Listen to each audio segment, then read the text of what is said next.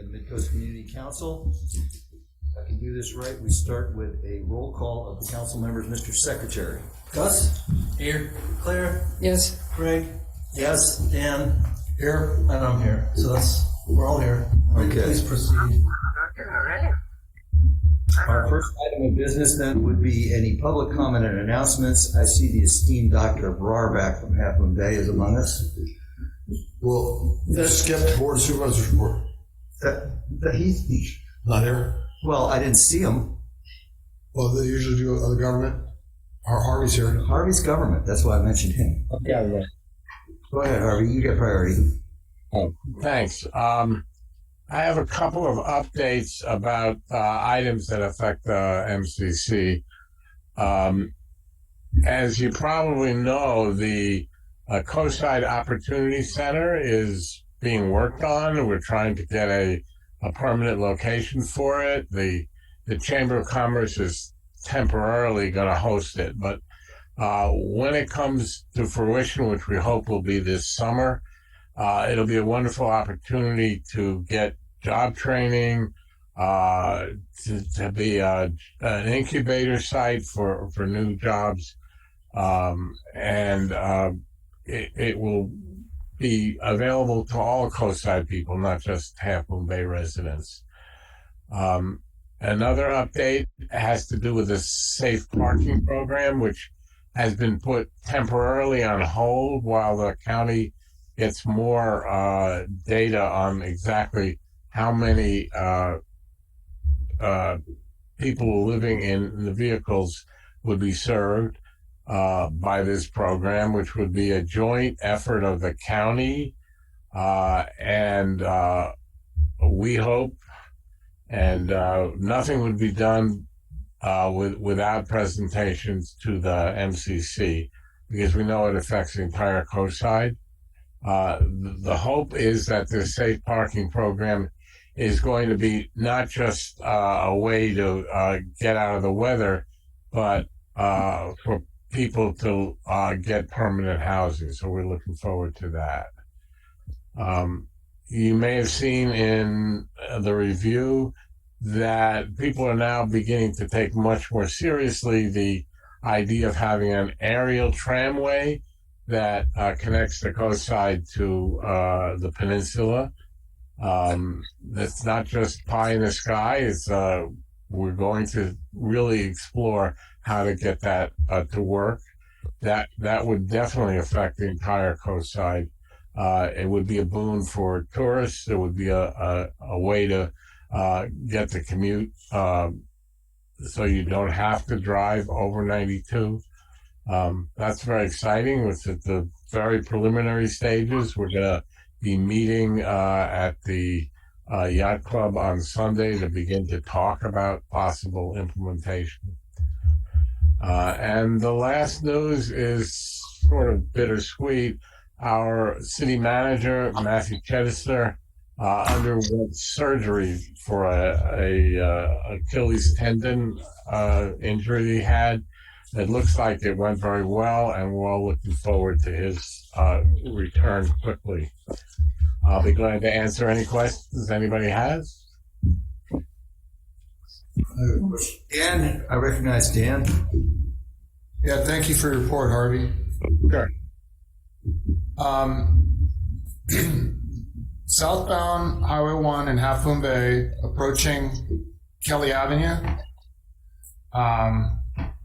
There's a big Caltrans rental sign that alerts the drivers that there's a signal ahead. Do you know which one I'm talking about? Absolutely, yeah. I live right there. Okay. Yeah, I think those are charged to the taxpayer. I think about $2,000 a month. But my question is, would I be the first person to kind of bring up why do we need? I mean, there's a lot of signals in Half Moon Bay. Are we going to put them in front of all signals? What do you know why that's there? I can make an informed guess that people were unsure about the signalization at Kelly, but that's just a guess. Okay. Can you ask the city engineer maybe and report back to us next meeting? Is that possible? Is that too much to ask? No, yeah, but no Yeah, I problem. mean, both the city of Half Moon Bay and Midcoast has already weighed in on, electronic signs on the road. It just doesn't. Well, if somebody can say that there's a good reason to have it, I don't be interested in that. I'd be interested in whatever the reason is that it's there. And if there's no reason, it should be removed. Is my thought. That's it for now. Thank you. Okay, I see we have a question before we move on to Heather Wilson, who's Chief of Staff for Ray Mueller's office. She's here, but I see we have a question from Scott Bollinger for Harvey. Hey, Harvey, it's Scott. I just have a quick question about the safe parking program. That's new to me because I'm new to this council. And I just wanted to ask you, what does it take to qualify for safe parking? And how long do people plan on staying there? This is in the very early stages of implementation. The idea would be that people who are living in their vehicles would be eligible if they are living on the coast side. What other question you wanted to know? And how long would a person be allowed to stay in such? Because it sounds like a campground to me. So I just wondered what would make that any different than a campground.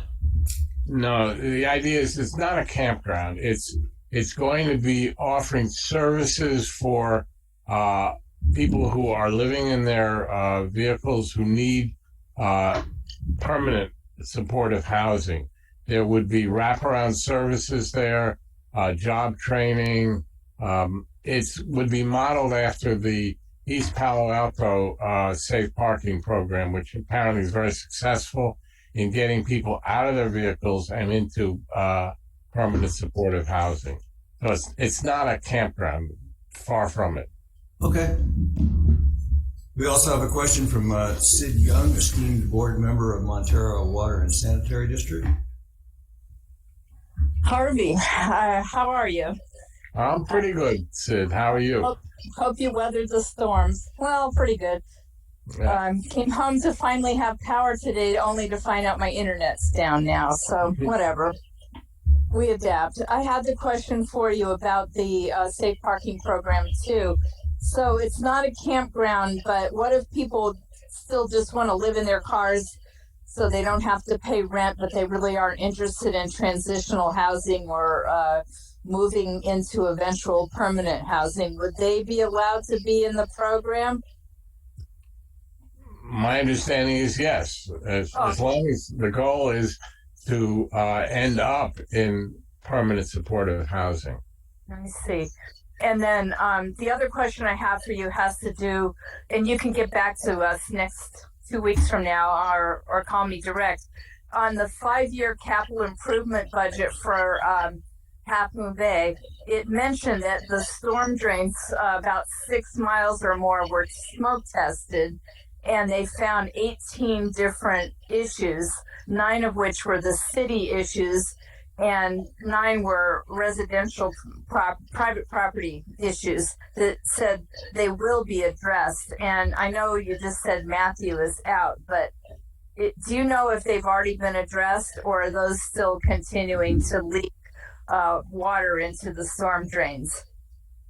It's for INI. Yeah. I'll check into it. I'm Okay. not aware. Thank you. Sure. Okay, we have with us today Heather Wilson, and I'll ask Heather if she has anything she wants to say. Where do I see? Hi, Can Heather. you all hear me? Yes, welcome to town. Great. Thank you so much.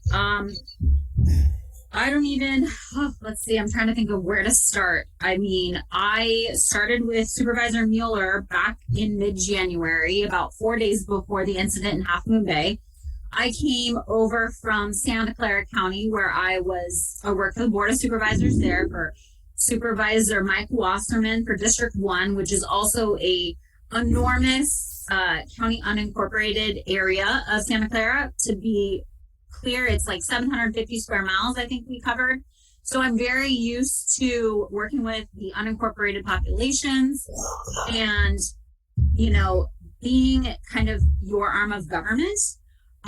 We don't have a permanent person who will be assigned to Midcoast Council yet from our office because we are still in the process of hiring staff or settling staff down. And, I do try to keep in touch with Greg pretty regularly. Gus, I met with you in person. That was awesome. Thank you so much for taking the time to really introduce yourself. Really appreciate that. I think, from the Board of Supervisors perspective, specifically from District 3, and Supervisor Mueller's perspective, we all know that the infrastructure overhaul is long overdue. I've been out there on the coast. I used to go out to the coast before I even represented the district, and I was very shocked at the way things haven't been addressed over the years or decades. I personally grew up in a county unincorporated area in the Central Valley, so I know what a struggle it can be to get things like water, sewer, power, all those things. In fact, Kathleen Mozag came to your meeting last month, I believe, and she can't even be at the meeting today simply because she doesn't have power or internet where she's at in La Honda. So we definitely are experiencing these issues first, and I was given a very long list of projects for the coast that I'm trying to work on and, do what I can do, plug away at them while Supervisor Mueller is looking at big picture things and ways to, really add value to some of these projects that, the list is just very, very long. My files just keep expanding, and, I hope that we can make some more better progress faster. And it would help if the weather would cooperate, because I'm pretty sure we didn't move to California for 3 months of rain. So hopefully the weather will cooperate. We can get more work done out there on the coast. But like I said, I'm in the office every day. I answer the phone usually from 8 a.m. to about 6 p.m., but I am there from 7:30 a.m. till about 9 o'clock at night. So I am doing work for you all and making sure that we're trying to get these issues taken care of. But unfortunately, they didn't come overnight, and I can't fix them overnight. But I am working on it. Do you have any other questions or things you want to address? Heather, can you hear me? It's Greg. Yes. So my question would be twofold. Who gave you the list, and can we see it? We might help prioritize it. Yeah, honestly, no one gave me the list. I just came in the door and there was a fire hose shooting at me of names and streets and projects and trees and files, and they literally were here. And there was no, unfortunately, we weren't able to keep staff from Supervisor Horsley's term. And so that really set us back, I'll be honest, because I'm trying to put together pieces of puzzles that I haven't been a part of, and I know a lot about county government and public administration. I've been involved in public administration for 20 years. But it's one thing when you come from a large county and then you come to a smaller county and you don't have the background on a lot of things. And so people are just throwing names out Quarry Park, probably the first 10 minutes of my day on my first day, I was just getting taught what that was all about and what was going on out there. And, I can take a photo of my little note board that I write all the scribbles of anytime someone names Date Street. I put it on the list. Quarry Park, of course, is there. Higgins Canyon. I'm not looking at it right now, but it's all projects on the coast, and I'm trying to also kind of collate them a little bit so that I can see, okay, how long has this been going on, and what, maybe how can RCD help? Also in partnering, also looking at just geographically / what types of issues, besides flooding and water and erosion, kind of classifying them that way. I'm always welcome. In fact, I think, Greg, I kind of retain all the emails from you. I write down any new like streets or areas. That way I can look into them, but you can always flood my inbox with projects.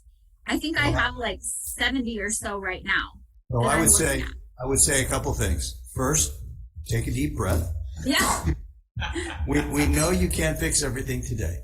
And then secondly, I'll put in a plug for something that I may have mentioned, but probably not in public, about how we need CARS out here. That stands for Coastside Action Request System. I would like to have a bug tracking work order or request for action system, which would be pretty cheap to put up on the internet as an adjunct to the MCC site. And we could record issues we get. Council members could vet them. I wouldn't necessarily allow every resident to submit something, but some residents, we have a track record with I would. And then these would be classified, they'd be dated, they could be sorted, we could see what's unassigned, who it was assigned to, when the last time it was communicated, what memos or documents have been exchanged. So I'm just putting in a plug for that. That might help you out. But let me let others speak. First from the council, where we have Claire Toutante's hand was up first, or third. Yeah, Heather, I second the taking a deep breath as a plan. We're here wanting to ask you for help. It sounds like you need our help. We have like a million things, as you noted, that we'd like to have done, and it sounds like if we don't find a way to help everybody focus, we're not going to get any of them done. So please think about how we can help you narrow down your list. If you want to meet with some of us or all of us in outside of this setting, or if you want to do something else, just let us know what would be most useful so that we can get things focused and get started on them. And we can assign subject matter experts also, so that if you categorize an issue as in a specific field, later in this meeting we're going to discuss some of the coverage assignments we traditionally have. We will not finalize all the assignments tonight because we're still missing 2 council members, but we'll at least take a pass. Maybe some people will quickly raise their hands, but within a couple of weeks, we should have every major topic area assigned to somebody, and maybe we could agree on some ground rules, for who you pick up the phone and call, so we can give you some backup too. All right. That would be awesome, because again, I'm trying to prioritize, but I also am, just call after call after call after email. And so it is helpful, especially like with this meeting when Kathleen was like, there's no way I can go. And I'm like, I'm just going to do it, because if I don't jump in now, I'm not going to be able to tackle these projects. I think all we need from you right now tonight is to know that you're there, that you're in the office, that you're answering your phone, you're getting your emails, and then at a time to follow this meeting tonight, we need to coordinate ourselves with you. Right, So, and as I mentioned earlier, if we could help you find more staff, although it sounds like you're well on your way with very specific requirements there. So, Yes, I think the staff part will be coming soon. A lot of it is just, I am doing a lot of administrative support for the supervisor, because there are these commendations and resolutions that have to go through the board, and I'm doing a lot of the board work that typically in an office you would have assigned to somebody, not the chief of staff. So until we get that person kind of in place, we're just really operating like as best we can. and I should take this opportunity to mention what you told me earlier, that it won't be until the Board of Supervisors meeting of April 11th until we can get our recommendations for appointments on the consent agenda at the Board of Supervisors. I was shocked at that, but she ran into some interesting delays that occur at the county level. Not her issue. Just as well, because we still have to pick at least one more person tonight. Dan, you had a question for Heather? Yes. I wanted to see if I got a couple items here. I want to see if they're actually on your list. So the Brussels sprouts farm across the highway from the Half Moon Bay Airport. Right. is flooded, and the path for the water to drain is the drainage ditch is filled with dirt. Is this one item, is that on your list? It is. It is. It should be a Caltrans item, though. Yes. So that's Caltrans. that is part of the problem, is that even though these items are on my list and I'm aware of them, sometimes they're not our jurisdiction. And so I have to spend a lot of time researching who is my contact, who's my go-to for these other agencies, like Caltrans, for example. So some of the reason it takes longer is just because I'm learning who my contacts are. Well, we can help you with that. Certainly, you can call us and ask us. Yeah. Thank you. We would 50% of the time we'll know the answer. Dan. Yeah, I'm not finished. So that's one item. And Okay. In the past, Supervisor Horsley has been able to make contact with Caltrans. And I heard that Caltrans does not have a representative for our area. That might be one of the problems. So we would definitely like to have some interaction with Caltrans. So that's the one question, to help the farm, unflood itself by providing it a drainage path. Second, on Highway 1, just south of Graywell Cove, one of the shoulders there, on the west side, it's a vista point. It's one of the vista points where people typically would pull over and take pictures. There's been standing water in this location for 3 months. A lot of people heard about what happened in east of Livermore because the road under the roadway was saturated. A giant retaining wall fell over. Okay, so I don't think it's a good idea to allow this water to be standing there for so long. In fact, I put in a call to one of the representatives, and somebody came out and actually dug a trench and helped it drain. But since then, they've refilled it up with dirt, and so they kind of blocked the drain. So it doesn't make sense to me. Maybe somebody has some ideas, but I'd like to see that standing water be taken care of, because I hate for anything in that area to kind of wash down and create another $100 million cliff reconstruction project. That's it, and so far I think you're doing a great job. And so, Heather, if you would email me your top secret. I will. Top secret cell phone, I will forward you the series of texts that Dan sent me with all the pictures. Okay. But I'll do that after the meeting. All right. We have a question from Sid Young. Sorry, I'm on my cell phone because my internet's out. Heather, I just want to say one thing. Yes. That the coast side is so frigging happy we have Ray now, because we have had, well, at least 12 years, maybe even longer, probably longer, of neglect. And that's why your list is so long, is because we were just always given the brush off for the, once over treatment and nothing else. So Right. I remember when I first was shopping for a home on the coast side, and I was driving through Montero and it was raining, and all the neighbors were out on the street wearing boots and shovels because there's no drainage. The drainage is ditches right in front of their driveways and stuff. And I thought, holy moly, I was only living in Daly City, but I felt like I'd gone to a third world country or something. And then the other thing I just wanted to say is, I know that Ray must feel like he's like drinking through a fire hose, but I do want to express the coast side's appreciation for all that he's done, including, the stuff he had to tackle that no one anticipated, like the mass shooting or the sinkhole and all of that. And I'm glad Dan mentioned that lake on the shoulder of Devil's Slide, because just up the road from there, they had to repair a big section 2 or 3 years ago. And I just we have so little access, we don't want to lose Highway 1. But the other thing is all along most of the roads, and mainly Caltrans, but even interior areas. I was driving around in Montero today, and there was a tree on Cedar Street, I think it was, that fell on a house, and they had it all blocked. And you had to go all around. But most of the my concerns are the shoulders along Devil's Slide.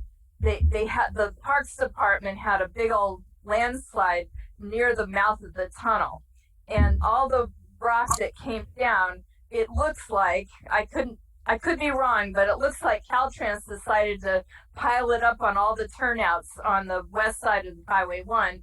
Through the tunnel, they had to carry all that rocks. I don't know where else it could have come from, but then as you're coming up from Pacifica through to the north entrance of the tunnel, there's nothing but debris from the eucalyptus grove all over the shoulders. No one could ever ride a bicycle through there, but now there's a mudslide that's happening too.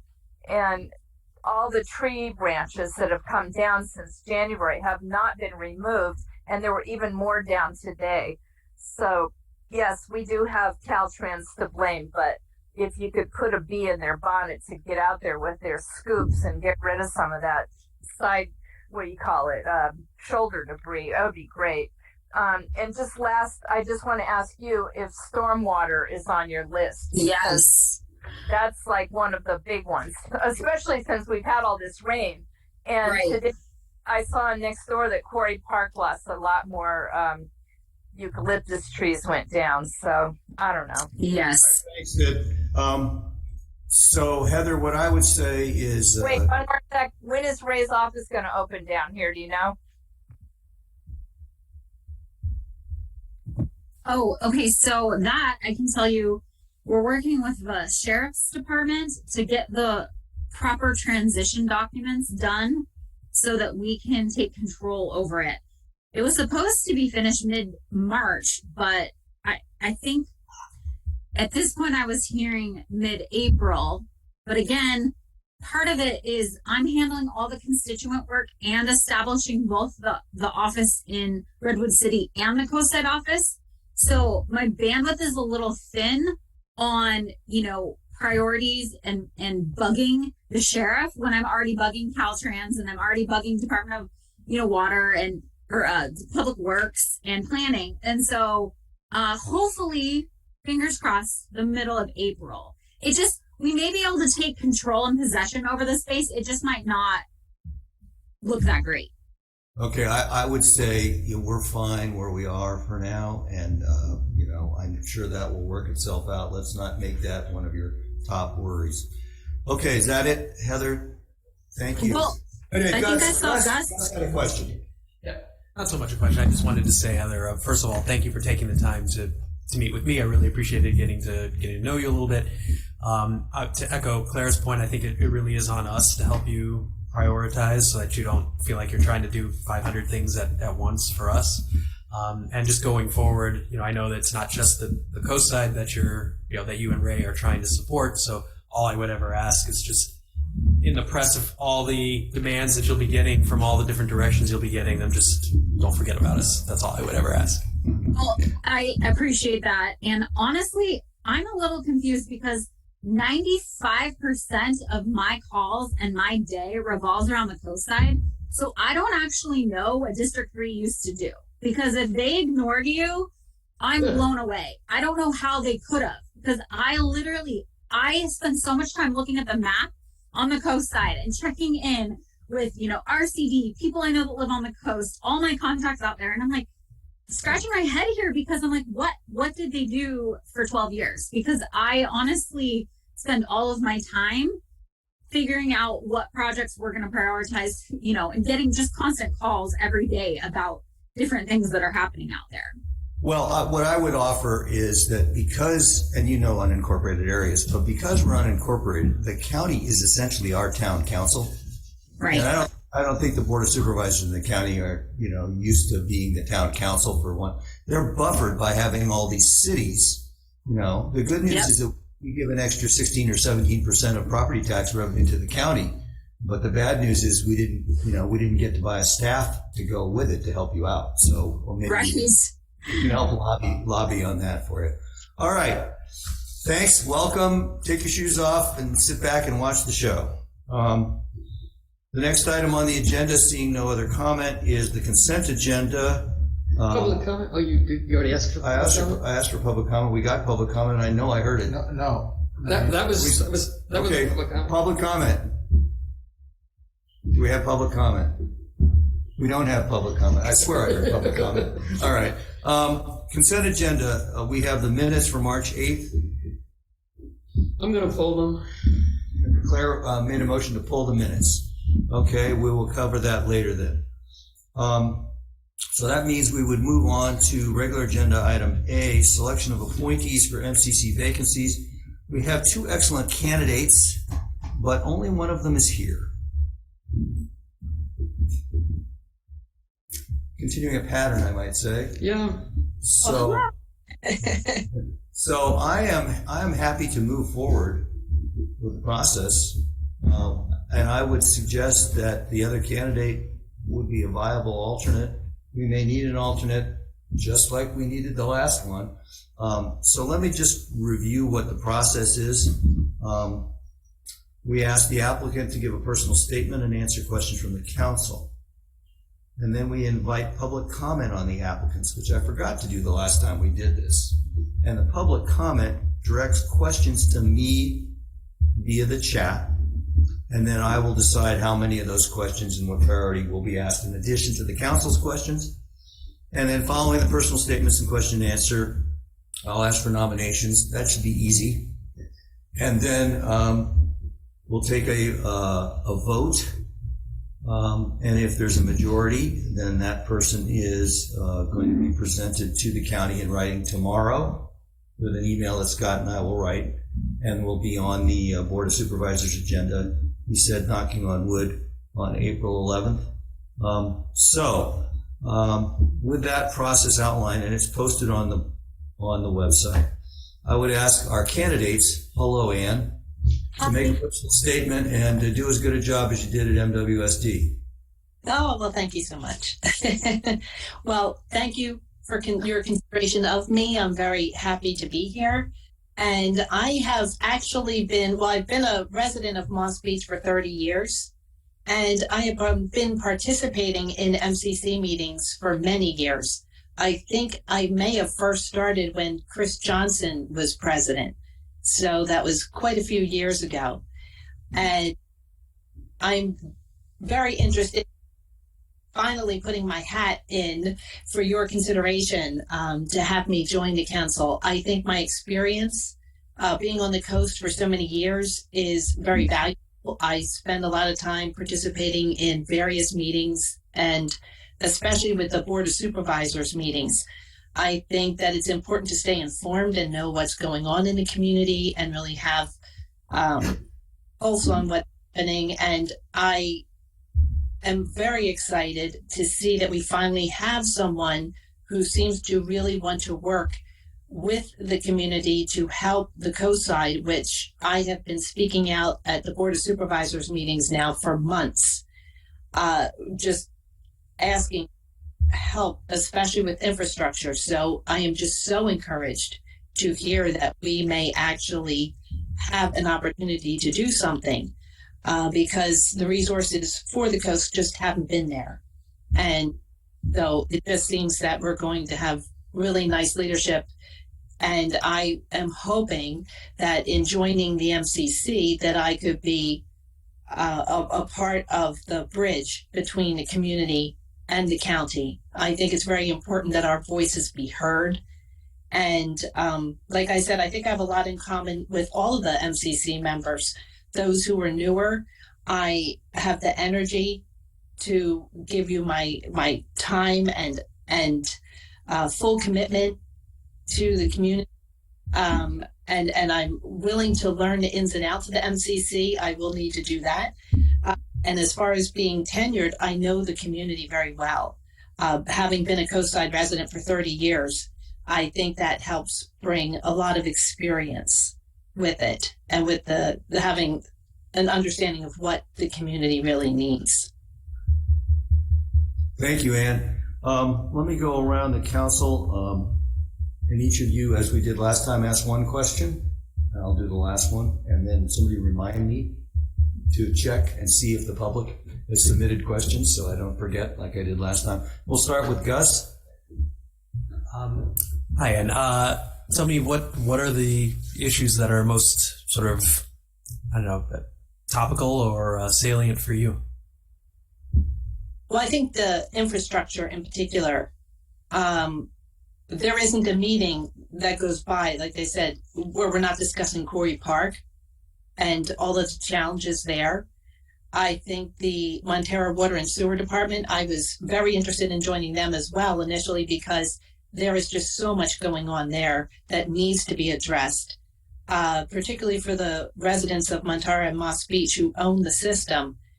It is getting to a point that if we don't address some of the issues, it may get too expensive to fix. You know, there's only so much we can do. We have to be prepared for the future. We really have to give it the attention it needs, because I think that for far too long, it seems like putting a Band-Aid on things, but we really have to be proactive and especially now with funding that is out there and available, we need to request it. We need to make sure that we can get our fair share of the monies, which I don't think we have in the past. I'm not sure if you all have received my emails, but I pointed out as well, just COVID relief. If you look at where the coast was compared to every other district, we got virtually nothing. And so I think that really has to change. And I think that I would like to see the MCC play a bigger role when it comes to working with the County Board of Supervisors. I really want us to have a voice. So that's one of my biggest priorities, I would say. Claire? Ann, I read everything you sent us and I've listened to you, and I have no further questions at this point. I just want to thank you for volunteering. Oh, thank you, Claire. And thank you for everything you've done. You've been here so long working on our behalf, and thank you. Scott? Hey, Ann, I just want to know what you think the greatest challenge is going to be for the coast in the future, like traffic or water quality or whatever you might see as one of the greatest challenges. Well, actually, they're both. I mean, you're talking about multiple projects that are being built, housing that's going to require cars to get wherever they're going. That's something that is near and dear to my heart, particularly being in Moss Beach. I think that the safety of people being able to evacuate if necessary on the coast has not been addressed appropriately. And of course, with the water system, that needs to be addressed. I've spoken out even at Half Moon Bay, because at their city council meetings, asking for them to drop their lawsuit against us, because I feel that we are going to be providing housing for many of their workers. And in return, I feel that now is the time to work together as an entire coast side. And I don't think that we should have needless lawsuits going on. So you're welcome. Dan? Yeah, hi, Ann. Really happy to see you here, showing interest in, becoming a member of the MCC. So my question is, if you had to pick one thing that you loved about this whole coast side, this whole Midcoast area, what would that be? That's a great question, Dan. And thank you for your service as well. You've been doing this for many years. Boy, I really love that question because there's so much I love, but I think most of all the community. And an experience that I had that really solidified this was rather early on when my daughter, who is now 20, when she was just a little girl, she had nowhere to play. We had no park. We didn't have really anything. She used to be out in the street with her friends. And so the parents actually got together with this amazing group of volunteers that were out of San Francisco who built community parks. And they helped us design, and we came up with a design for the original Moss Beach Park. And I was part of that community of parents who actually built the park for our children. And we also painted, we had sold tiles and painted tiles, and it was all around the park. And it was one of the most amazing things that I participated in because it really brought our community together. And then when I took my daughter to play and I saw all the other children come together and play in that park, it just made me so happy because that's what the coast is. It's about coming together. It's about being a community. And I don't think I've lived here, like I said, 30 years. This is the longest I've lived anywhere. And I've never felt such an amazing community as what I feel from the coast. And it's a very special place. There's nothing else like it. And I've lived in a lot of different places. I've lived East Coast, Midwest, and now here. So I really appreciate everything that the coast has to offer. But for me, the main thing is community. Thank you, Ann. And Greg, I have a question for you. Go ahead, Dan. I'm just curious about the other candidate because I didn't see anything on email.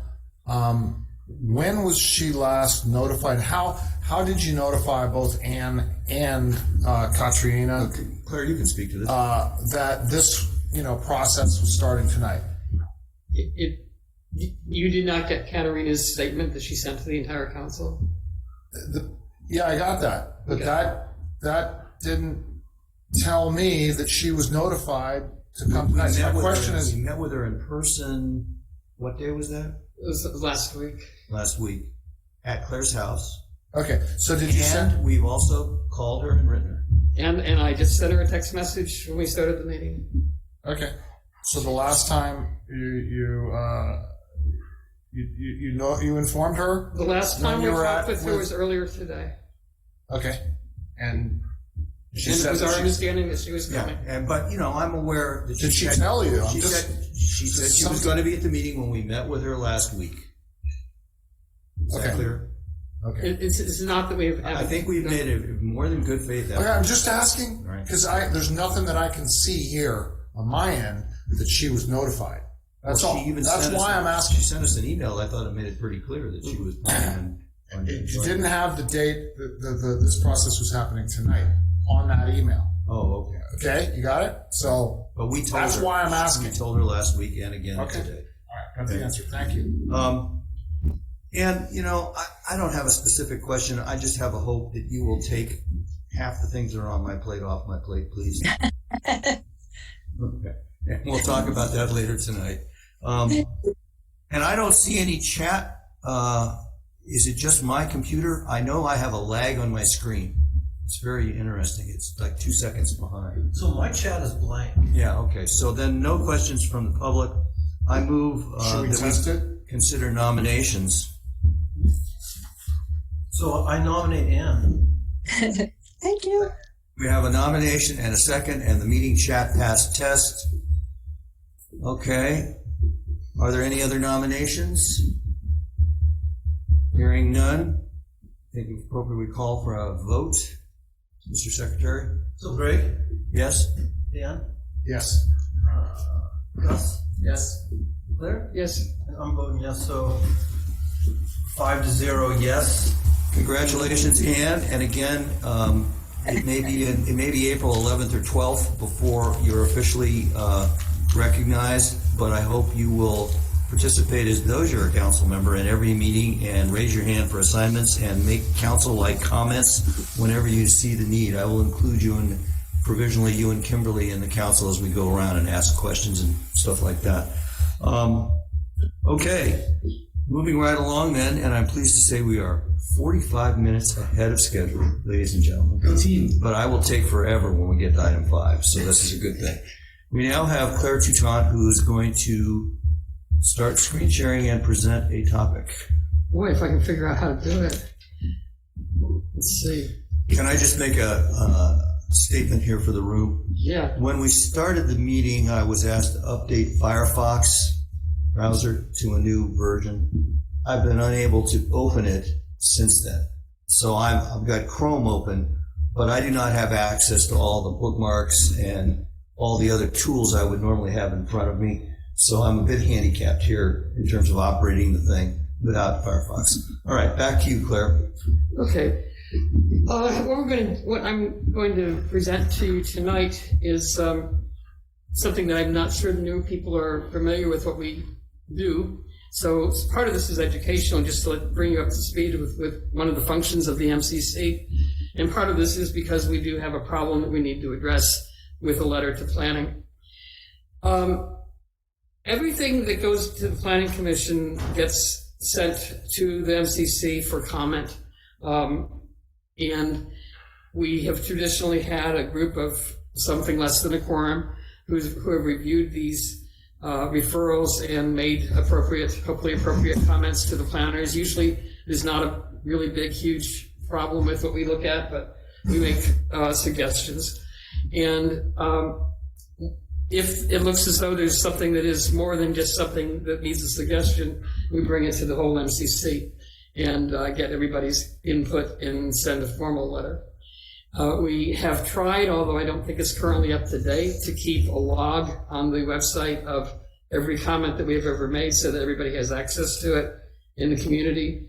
All the referrals go to all the council members, so every council member has a chance to bring their concerns up about a project to the whole council if they feel like that's appropriate. So what we're going to talk about tonight is a proposed house in Montera. The picture that you see on the screen now gives its basic location. It's located on Highway 1. You can see in the upper corner there the edges of the Montera State Beach. So it's the probably second property down from the beach. Is that right next to La Costanera? I think La Costanera is probably up higher north. Oh, okay. Like It's not in the picture. It's not in the picture. It's not in the picture. So it's at 5th Street in Montera. Hold on. Looks like Kimberly is saying that they cannot see the presentation. And you didn't give the address either. I can do that in a minute, but I'm concerned that you can't see that. I'm watching the Zoom. Yeah. Is the Zoom picture is on the screen here? Yeah, I can see it on my computer. Can we give an opportunity for Kimberly? Okay, she's got it now. Okay. So never mind. Sorry. The address is 8322 Rio Highway, Montera. This house, there is currently a house on the property. House has been there since at least the 60s. It's like a 2,000 square foot house. It's a very large lot, as you can see. It has been used. If you look it up on the web, you'll see it's being pushed as a site for events. There have been movies filmed there. There have been P. Diddy did a music video there. A lot of weddings. Apple the computer rented it out for a year for some enhancements for its engineers. So it's back from the road. As you see, there's a lot of trees right in front of it, lining Highway 1. Just to give you a couple other pictures, and then I'll talk to you more about other aspects of this. Let's see.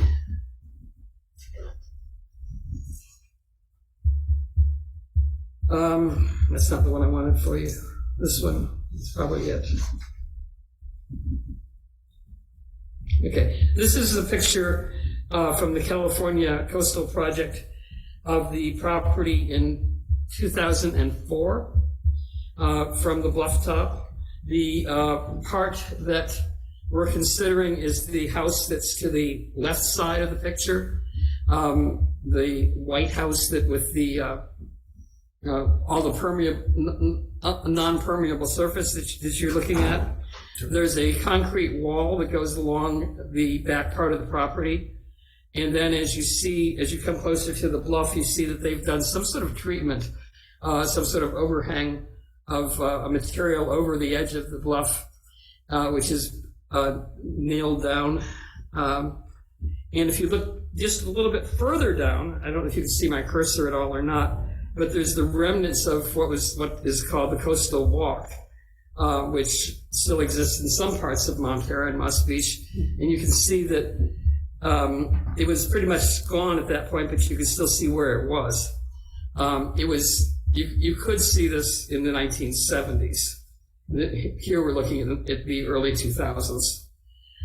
So it just gives you an idea of what's underneath the house. Most of it's granite, but not all of it.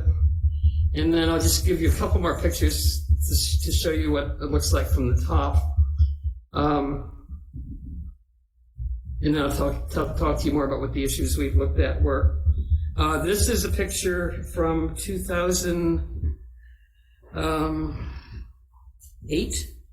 So if you look along the shoreline there, the orange boundary line on the west side of the property is where the state parks. I'm good. Actually, where the state coastal walk is supposed to be. And if you look at the picture from the most recent ones that we have, which is 2018, you can see there's been some erosion. It's not horrible, but it's definitely noticeable because just looking for where the rocks and the walls were before. Since that time, there's been more earth movement. I don't have pictures for that. So in 2019, there was a house proposed for this property, and it came to the MCC, and we wrote a letter on it, and the letter is attached to the agenda. And I'm just going to summarize the points that we made then, and I'll go more deeply into the letter that we're wanting to send this time. So the things we were concerned about then were erosion. We asked for geotechnical studies with a 50-year projection for erosion. We asked for forbidding of any future shoreline armoring.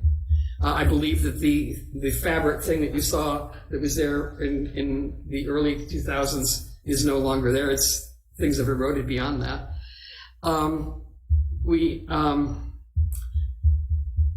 We asked for a drainage study. We asked that they minimize the paved surfaces. We asked that the views from the scenic highway not be obstructed any further than they already were. And we're trying to get the trees thinned out so that bicycles could go on the road. We also asked that the unpermitted wall be removed, at least where it impinges on the state parks property. And we also asked for a prohibition against commercial use that didn't have permits. So what I want to do is put up our current letter. I might be able to do that. It can be done from the MCC website. Right. I can do that if you want to stop sharing your screen, if you don't find it. Yeah, if you can do that really quick. Okay. Oh, I have to stop sharing, yeah. Yeah, you stop sharing, and then hopefully I will find how to share my screen. And meanwhile, I'll try to bring up the this will be MCC the site. screen. Do you all see a letter dated March 22nd, 2023? Yeah. Yes? Yes. Okay, good. Well, Claire, Can you make it a little bigger, Greg? The background part too. Yeah, unfortunately, I don't know how to close that side window again. I told you I'm handicapped because I don't have Firefox. If you can open up the MCC website on your computer and maybe follow up along from there. You were doing it. What you were doing was enlarging it. Yeah, I did enlarge it. I can't go any bigger than that, Dan. But that's better. Thank you. Okay. Go ahead, Claire. Okay. Hold on, let me get back to where I was here. Okay, so this is the letter that I don't like going through letters word for word, but I'm going through anyway. And feel free to interrupt me if you want to. This is the letter that we're proposing to send on this property now. Because the property has since 2019 has been sold, the plans that were drawn up for the house that they wanted to build in 2019 have been completely revised. The house that they're currently asking to build is also quite large. It's 5,000 square feet. It looks pretty well designed. It looks like it fits on the lot. It's a very large lot. They did take out the swimming pool that was planned for the 2019 house, and they did greatly reduce the non-permeable surface. So let me just go through this. The Midcoast Community Council has received your recent referral for a new dwelling on the bluff top in Montera. The current plans replace the ones filed in 2019 on which we commented and are for a house to replace the one currently on the property. We are pleased to note that the amount of grading and non-permeable space has been reduced, perhaps partly due to the removal of plans for a pool. The size of the house is still quite large, but the lot is also proportionally large. We continue to have concerns. As stated before, a prohibition against armoring of the shoreline should be attached to the deed, along with a provision for the owner to be responsible for any erosion-related debris. There are other major concerns related to erosion and drainage. We recently had the opportunity to review geotechnical and drainage studies, which they did do. And although the site does have some granite underlay, there is clearly a risk of loss of land from surface and subterranean runoff, as well as ultimate wave action. Much of this is evident on photographs over the years. In addition, there's been some landsliding on the property, some of which might be prevented in the future, this is more recently, some of which might be prevented in the future by specific drainage improvements noted in the study. There is apparently a drainage pipe there that was faulty, which contributed to it. That is not the entire problem. We note in our review that, and this is from the report, portions of the damaged cliff could enlarge and eventually damage the western portion of the property, unquote. A mitigating suggestion is the use of a, quote, below-grade tangent pier retaining wall along the western portion of the property. This appears to us to be in contradiction to the no armoring provisions as they were interpreted in the Arbor Lane Moss Beach project, which we also commented on. The Coastal Commission recommends a 100-year time frame for residential development when evaluating coastal hazards, including the effects of sea level rise. We don't see any such plan, and the western parts of the building are very close to the bluff top property line. You saw that from the pictures. We are especially concerned about the effects of construction there. If drainage from construction and from the building itself are not well managed, the western sloping of the lot will impact the stability of the bluff top, and the unstable bluff top will impact the building. The lot is large, and there should be a way to build without coming so close to the edge of the bluff. We have other issues as well. First, this property is at a scenic corridor, and views from the highway and from inland are blocked by high, dense trees. They should be thinned and topped to allow some view. Also, we ask that the portion of the existing concrete wall along 5th Street right-of-way extending into State Parks property be removed. And State Parks are being copied on this. Finally, this property is identified online as an event venue, and weddings and filming movies and music videos are highlighted uses. These uses are inconsistent with the residential zoning and require a use permit. This, along with the regulations regarding short-term rentals, should be enforced and written into the deed so that present and future owners are aware of it. Thank you for your attention to our concerns. We may have further comments as this project progresses. So I'd like to make a motion that we approve it and then entertain questions. Is there a second? Second? Okay. I'd like to begin the discussion, and I appreciate Claire for bringing this to our attention.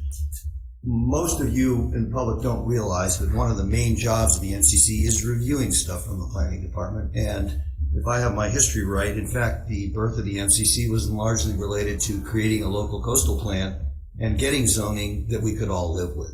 So this was the major galvanizing factor going back in the day before my time.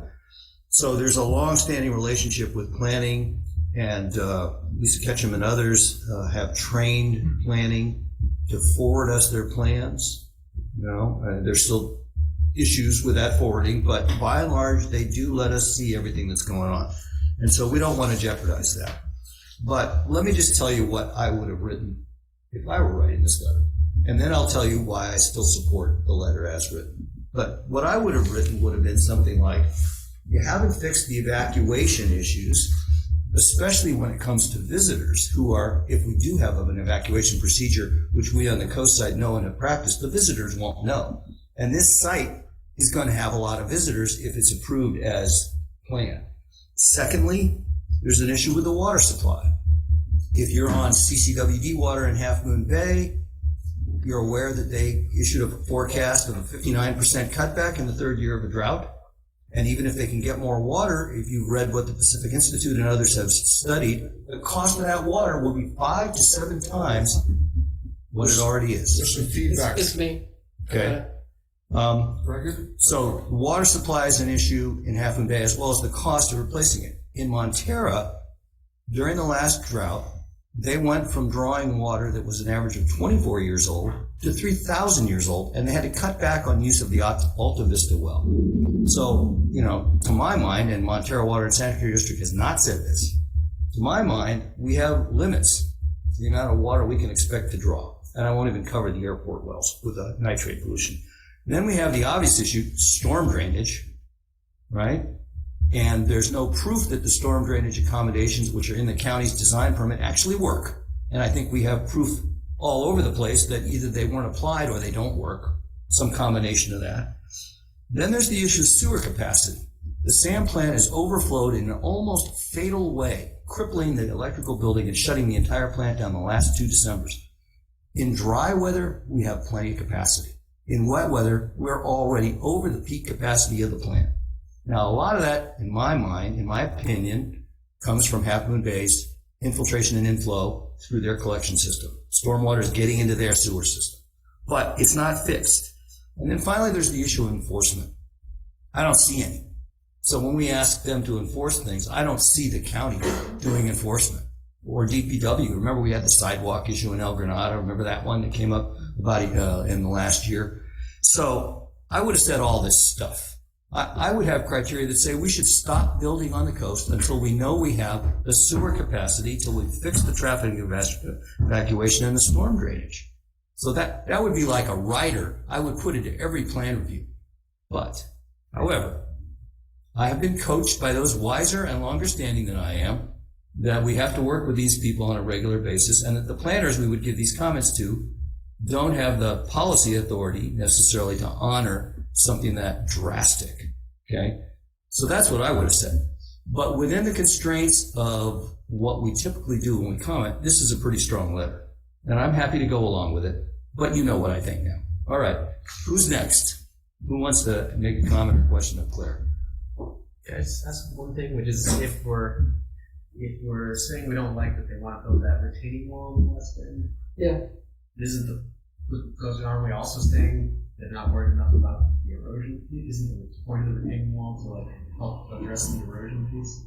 One of the things that we considered doing with this presentation, but I thought it would just get way too long, was to replay one that we have in the can about armoring. Armoring is definitely on its way out. It's against coastal commission policies in general. They will pretty much never approve it, although they have a couple of times. The idea is that, and I don't want to get into all the technicalities tonight, we can do this another time, but it causes more erosion in the long run, both behind the armoring itself and downstream from where you put it. It just, the waves get amplified and they wash out the thing that's just south of where you put your wall. So armoring is just really seriously frowned upon by the Coastal Commission. Do we know if there was ever a permit For what? for that wall being built? No, it was not permitted. No, we're talking about two different walls. One is a concrete wall that's at the top, at the bluff top, which I don't know what its purpose was. I don't think it was very good for armoring. But then there was that fabric thing with the fencing that went over the top of the wall, over the top of the bluff. That's separate from the part that we're saying they should take out. That's already pretty much gone, and I doubt if there was a permit for it. So we don't have any current pictures.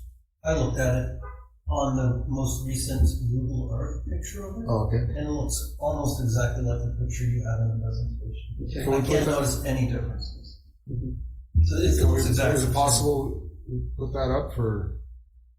Okay, or could you put up what you had before, and that way at least we kind of reference. All right, I'll What stop you're sharing. saying I'll is stop that sharing my It screen. really looks Like really it's looks- similar. It's not so much that there's been massive erosion. There has been, according to the geotechnical report, a recent, quote, series of landslides. And this was done, I think, in November. Now, they didn't quantify how big they were or whatever, but they said that there was active movement of earth, and that they were concerned. The people who want to build this house hired are concerned. It is on granite, so you're not going to get a lot of erosion underneath, but you are getting erosion from the top. And I showed you where the old trail was, and that was barely visible in the early 2000s, and it's definitely totally not visible now. So it takes years, but It's not because the visible commission is because asking for 100 years. there's growth. There's nobody's been walking on it. There's ivy or ice plant growing on it. That's why it's not visible. I think you're saying it's not visible, it's gone. It's gone. It's gone. I saw a Well, picture, some parts. which I don't. Well, some of it's you can actually still go on. Apparently, Dave Olson said he's been down there, but I'm not going to sit here and say I think there's massive amounts of rapid erosion going on this property, but the potential for it is certainly there. Do we know, is there a code or a law that says you can't armor? Is current policy of the county in compliance with the policy of the Coastal Commission that you cannot armor? Okay. Then I would say I would support sending this letter because everything that you're saying is within the intent of what the Coastal Commission wants out of a property. They don't want armoring. They don't want erosion. They don't want it used as a venue. So everything you're saying, they should know, and it's just reinforcing the things that they should already be doing. That's kind of what our role is. Unlike what Greg would like to say, what our role is to do is to point out where things have been proposed that don't fit with the policies that we're supposed to be following, and to point out things that we may know about here that somebody in Redwood City has never looked at. Yeah, and I like your idea of using this as leverage to get other things, but it might not be the right place for this, even though I What are you talking about? putting all that stuff in there. You're Yeah. using this site as leverage to move forward of the greater issues Right. of the coast, Bigger sustainability bigger issues. sustainability issues. But I don't know if it doesn't go with the letter, as you said. Well, I already agreed to yield to wiser minds. We're not saying don't build anything. Right. The Coastal Commission, when they say no armoring, they're expecting that there's going to be erosion. They're not preventing erosion. They're saying this is part of living on the coast is there is erosion, and that's why they asked for a 100-year plan as to how bad do you think it's going to be over the next 100 years, and therefore why don't you maybe build so that sometime during that time the house doesn't fall into the ocean. And so also, does the Coastal Commission, do they have the power if this house does fall into if they build, or they said they want to build right next to the end of the property and it falls into the ocean? Yeah. It's catastrophically, because those things do happen. All of a sudden the house is in the water. Mm-hmm. Are they compelled by legally to clean that up? What we're asking is that they do what they've done on other properties in this county, in which Coastal Commission supports, which is it is the responsibility of the homeowner to clean it up. They have to pay for it. They have to do what they can to keep it from falling off in the first place. Demolish it before it falls if they can. But it's their financial responsibility and legal responsibility. Okay, and I'm sure they know. If you say it in the deed, they know it. Like you said, hey, you can't armor. Yeah, that's just we want it in the deed so that people don't forget. Yes. Okay. If we could, I'd like to take questions from almost council members. That begins with Kimberly Williams. Kimberly, do I need to unmute you, or are you you have your hand raised? Can you hear me now? Yes. So I actually think this is a great letter. Thank you, Claire. I think it says the right things. It's very clear and to the point. It makes the right points. I wouldn't add much to it. I think that issue of enforcement, however, is important, and maybe, a line that says something about concern about the ability of the county to enforce any of these measures might be useful. And also Claire is absolutely right about all the points that she raised about sea level rise, erosion, armoring, and the issue of whether the debris, who pays for the debris when something falls into the ocean. That's a very important point, and one that the Coastal Commission, seeks to try to head off. And Pacifica, it has several properties right now that are in, well, at least one huge one that's in litigation because the city doesn't want to pay to remove the building, but neither does the property owner. And so the building is literally perched on the very edge of the cliffside. So this is a really big deal, and these things can also set precedent. So I think this letter is right on, and I really wouldn't change it very much. Thanks. Okay. Sid Young. Thank you. Claire, do you know who the property owner is on this now? I saw it when it was on tour several years ago. I don't have that information in front of me at the moment. Okay, because rumor has it it's Mark Zuckerberg. And then the other thing I wanted to say is when I did see it on tour, the property, the house itself actually, is right along the edge of, I guess it would be the 5th Street right of way. And it doesn't, did they ask for a bigger expansion of the actual house? Because it was kind of a narrow, skinny little number. It's not on the 5th Street right away. It's the other side of the property. Oh, okay. They are proposing to demolish the current house and replace it with something big, probably. Yes, something bigger. Okay. Well, I mean, we can't say, Mark, you can't build here, but if VNOD Coastal is any kind of example, we can probably figure maybe they're going to be pushback on whatever you write if he's the actual owner. So it's a charming property the way it is, but I don't know, maybe they're just going to build a big old monster home on it, and the devil may care with the rest of the coastal area. Well, Sid, the referral itself is posted on the agenda. You might want to take a look at it. The house they're proposing looks delightful. I tried, but since my internet's down, all I have is my little lousy cell phone. Later on, you can look at it. I will. Okay. We have Ann Rothman with a comment. Thank you. Yeah, I think the letter's great as it stands. And I was also concerned about the usage outside of just being a home. I mean, that concerns me. I do remember actually when they were filming a lot of these things, and they would block Highway 1 many times. There would be these huge production vehicles all over the place.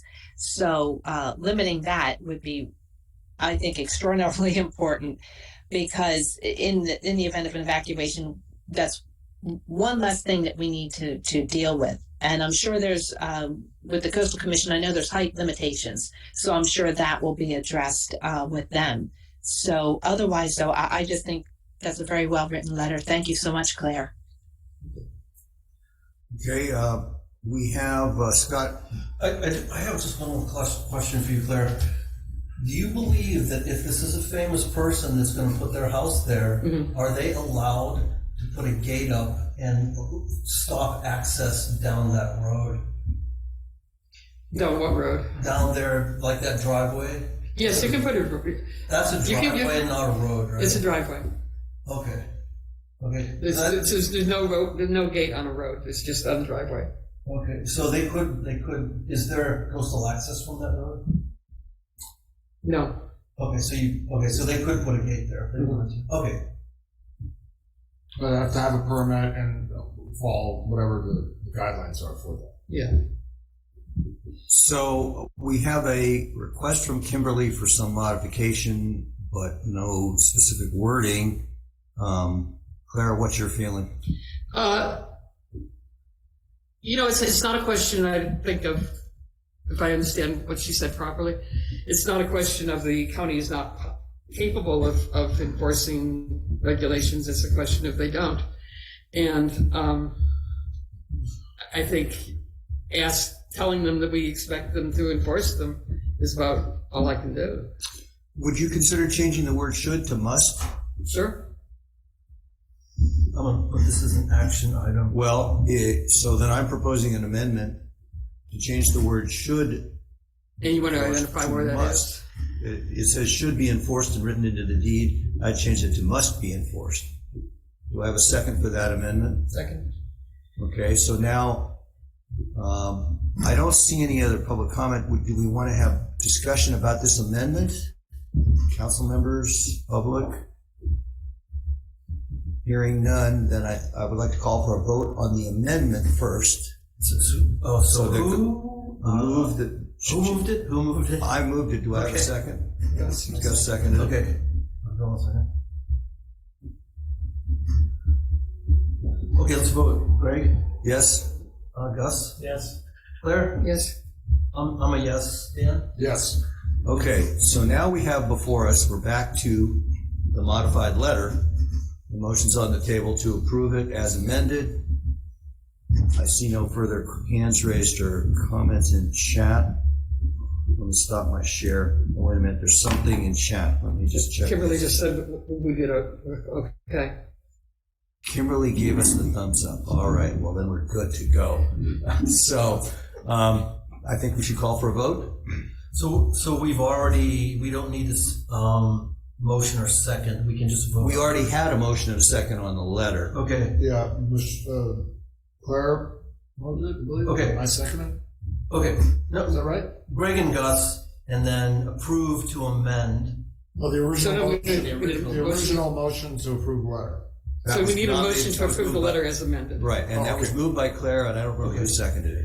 Okay. All right. So let's just vote on it. And I'll figure it out. All right. Okay. Look, watch the recording. Greg. Yes. Gus. Yes. Claire. Yes. I'm a yes. Dan. Yes. Okay. Good job, Claire. Thank you, Claire. I don't think everybody appreciates the amount of work that it takes to review all these plans. It's one of the major assignment issues in front of the MCC. Speaking of which, if we could move on with that segue to item C, review of MCC responsibilities and assignments. Now, if I had access to fire, this is saying there's something wrong with our login and assignment. I'll check that out later. I would normally, if I had Firefox, pull up my spreadsheet and show you the lists of responsibilities and assignments and go through and amend the document as we would be talking about it. But I do not have the capability of doing that. So I'm wondering on process. I'm sharing my screen now.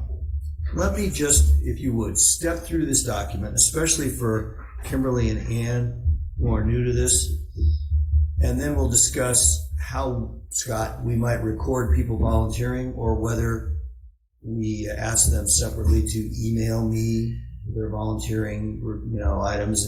And then, of course, we need to discuss this again at the retreat.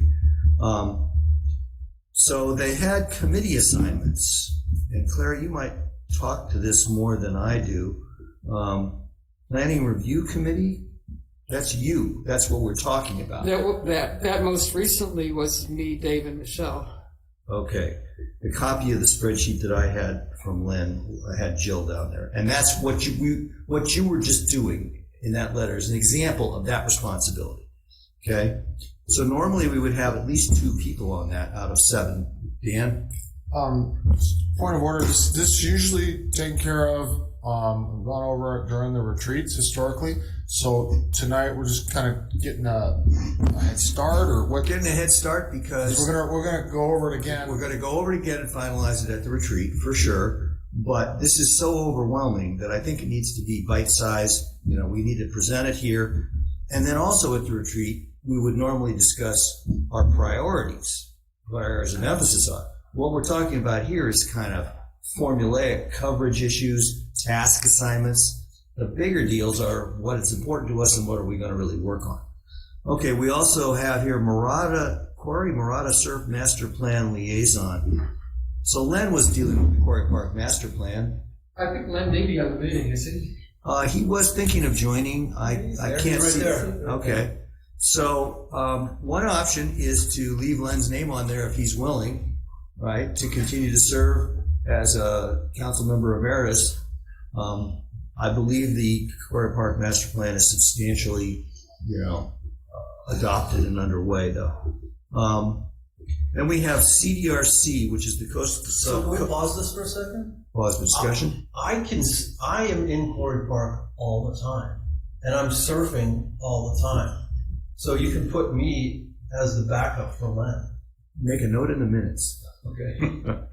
Is that what you want now, or is it? Anybody who's willing to volunteer, I'm happy to take the volunteers. Yeah. Okay. Okay. And as a framing comment, I should say there's so much on this list that one option is to not do it all. I'm not prepared to say that now because we have to see what we don't have covered. But there's a lot of stuff here. The Coast Side, is it Coast Side Design Review Committee or Coastal Design Review Committee? Coast Side, I think. Coast Side Design. I'm not sure. And that makes some sense, Claire, to keep the same people involved as do the plan reviews, doesn't it? Yeah. Okay. So that's why you're on there. Yeah. And then we've got basic stuff. There's not much to do with that. Right. Then we've got basic stuff, like picking up the mail and posting the paper copy of the agenda at the various post offices. I think that we would appreciate Ann volunteering to post the paper agenda at the Moss Beach post office, especially because Claire doesn't always have a printer. And I drove there in the storm during those 60-mile-an-hour wind gusts to get it posted the other day. And, I already do Montera. Can I stay dry? What about Elbernot Post Office? Well, that was Dan, and he's still with us, so I don't see a reason to change that. Okay. Unless and then we have a Google MCC distribution list. That really needs to be changed. That's MailChimp now, and I'm taking care of that. That is really the same as the agenda mailing list now. It's the same thing, although we have a separate newsletter mailing list, which is also MailChimp. So there really are 2 distribution lists. If there's anybody out here, Ann or Kimberly, with a little web savvy who's happy to take over using MailChimp and other web tools, I would certainly welcome volunteers to assist with that. We don't have the newsletter per se on here. But we'll change Google MCC distribution list to newsletter, right? Yeah. Distribution list, and then we'll take the agenda mailing list as it is. And then, of course, I've got to email out, often with mistakes, as some of you have seen, the agenda and notices of meetings before the meetings.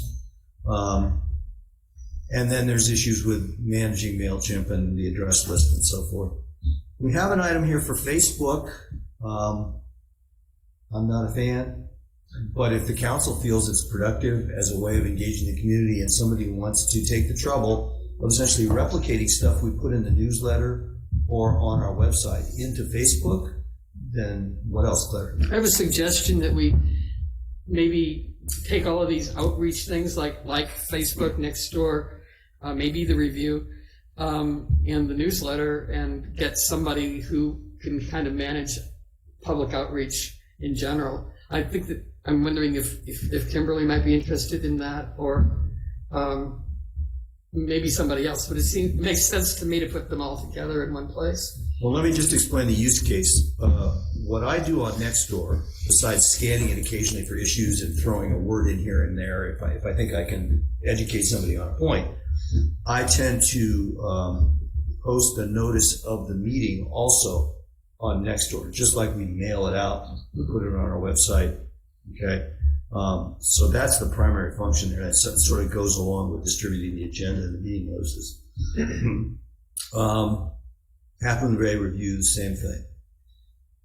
Dan has historically taken care of being, what's the word for the guy, provost marshal? I'm trying to think of the guy who takes care of the facilities and stuff, but Dan has historically done that. What are you saying? You've historically taken care of the meeting facility room. You mean setup? Is that Yeah, what you're talking setup, yeah. about? Yes, I've historically set up this. I don't see a reason to change that unless, Good to have a backup, but I could, whoever wants, I can show them what's needed. somebody, Ann, you said something? Yes, I was going to say, I'm happy to help with that as well, because I am not real tech savvy. I'm sorry to say, but I'm great physical labor, so I'm very happy to help out. All right, so we'll have Ann assist, and you're going to catch up with us later, Scott, so we don't forget things. Ian, do you have a printer? Yes, I do. So you could post the agenda at the Moss Beach Post Office? Oh, yes, I can. Yay. Okay. And then we have running these meetings and playing DJ like I am. We used to have a pro in Dave Olson doing that. Do we have anybody here who has more web savvy than I do? I was afraid of that. I was afraid of that. And then On that, Greg, can I suggest, maybe that we have somebody kind of give us a little fundamental kind of a breakdown on how the system operates. What's necessary, because technology is changing every month, right? And there's, the way you did it last year is different this year. So, I think it would be helpful if we all knew a little bit more about how to run a Zoom meeting. Well, didn't you just a moment ago ask for somebody who's tech savvy? Right, that's what I was looking for, help with this. Right. So I'm open to raise my tech savviness up a notch, but I'm not committing to anything, and I'm suggesting again, not sure that you heard this, suggestion would be to have somebody come in, to the council and, kind of break some things down so average person can understand some of the requirements of some of this tech stuff. I can think of two possible replies. One of which is I have a file of notes which is copied and pasted from emails over the years from Dave Wilson and Claire and others that describe how to do what I do. It's not cleaned up, but it's a reference document. So I could share that with anybody interested in helping. I could clean it up. I won't be on the council forever. I do plan on turning that into a piece of knowledge capital, on how to do all this stuff. But the second thing is to your suggestion. Are you suggesting we have somebody from PCTV or somebody who's an expert in Zoom come do this? Or maybe Leo, remember Leo Gomez? Let's find out the person later and first just talk about the concept. Right. We'll find that whoever is the right person to kind of break things down. All right. Next, we have maintain the MCC office at the airport. I would point out that if we're doing physical checks and a lot of this stuff with AV equipment, Dan, that'd be a natural for you, right? Because you go in and out of there to get the checkbook. I'm not sure what. I don't know. I'm not sure what you're maintain the office, clean it up, make sure that it's sorted. I don't know who has done that in the past. Whoever goes in and makes a mess should clean their own mess up. Okay. There's more to it that it's exquisitely filed. There's everything you'd ever want to know is in there. I don't know where it is. I think Lisa's probably the only one that knows where everything is. Well, speaking of Lisa, she's got her hand raised. But it should be kept up. All right, Lisa, can you comment? You raised your hand. Yeah, well, I raised my hand initially about the website, but the office was buried when Laura and I found it, and I dug it out. It took several years and archived things and whatnot, and I have vacuumed over there several times, once even since I left the council. It's just a matter of lugging your vacuum cleaner over there and doing it. I think what had happened was someone had turned the heater on, and years of filth was just blown out all over the room. That's why I did it the next time. But I think since 2012, I'm probably the only person that's ever vacuumed that room. But and I don't know what your paper filing system is since I left in the end of 2018. But clearly, it's been overshadowed by everything being digital now, and even actually. Okay, let me back up. The Brown Act requires, and you have your in-person meetings, as they all were, that at least one paper copy be available at the meeting of whatever you're discussing. So, draft letters or whatever, the agenda, supporting documents. And then I think Barbara Mathewson was the last to bring that to the meeting. She would go to the office, print it out, and bring it to the meeting. There was a binder. And then after the meeting, she would file those in a folder in the office. But the problem being is those were the drafts. Those weren't the final versions of the letters.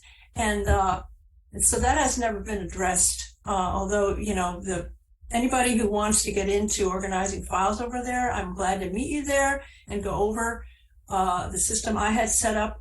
And like I say, I don't know what has happened since then. But as far as this task list, this has evolved over the years. And when I think Glenn and I started that, and it clearly there's a bit of gap here too. You may not need all these items. As you said, before you present this at the retreat, I would weed out, like Quarry Park Master Plan is done, things like that. And maybe you need a rep for the Plan Princeton, or, things change. And then anything that has to do with the website, I'm technically the owner of the website. I built it. I built the previous one. I continue to update the back pages and on issues, and I can post anything for anybody if you like, or if you don't like if you want updates to those pages, send me content. I'm glad to do it. And as far as the blog posts, I do occasionally post there, just not about your meetings, but about informational items that are of interest to the Midcoast. And that used to be done much more extensively. The blog, the MCC blog, it was a news blog. And basically items of interest, it's not only about getting information out about important things, but things of interest to the community, like, I don't know, pictures of storm damage or whatever. And then, so I would make a blog post on it, and then post a teaser for that and a link to that blog post on Nextdoor and on the Facebook page. And that would bring, because it's not about getting likes on the Facebook page, it's about getting people to click on the link and go to the MCC website because they want to see the storm pictures, and then, oh, here's this website. Oh, this looks interesting, that kind of a thing. And at the moment, or until recently, when Dave and Michelle left the council, there was no council member as admin to the Facebook page. And so finally I said, well, if you want to make me an admin again, I'll post stuff as I just described to you, which I did on a few things, but not that I'm dying to do Facebook posting. And Nextdoor was used the same way, to basically post a link, something on Nextdoor that would basically, just a short post, what the issue is that would draw people in and get them to click on the link to go to the website, to go to that blog post. Anybody who's interested in creating content like that and wants any kind of help, I'm more than happy to help. And I have proven I'm committed long-term to this website and keeping it high quality. I think that's it. Thanks. Lisa, are you comfortable having your name added to some of these things then? Well, I understand now you're drawing in community members to help out on committees and things like that, and there's no problem with me being your website admin. Okay. I'm not a voting member of the council. That's the thing I can't do. Right. Okay, well, and you know, we have to acknowledge what Lisa said. She frequently straightens things out when I make mistakes. We have an item here about meeting binder and printed materials. I thought we were going to cancel it, but Lisa, you're telling me there's a Brown Act requirement that we have such a thing? You don't have to binder, but you need to have the printed materials there at your meeting. And you can check with Tim Fox on that, but I doubt if it's changed. It just goes hand in hand with in-person meetings as somehow being important.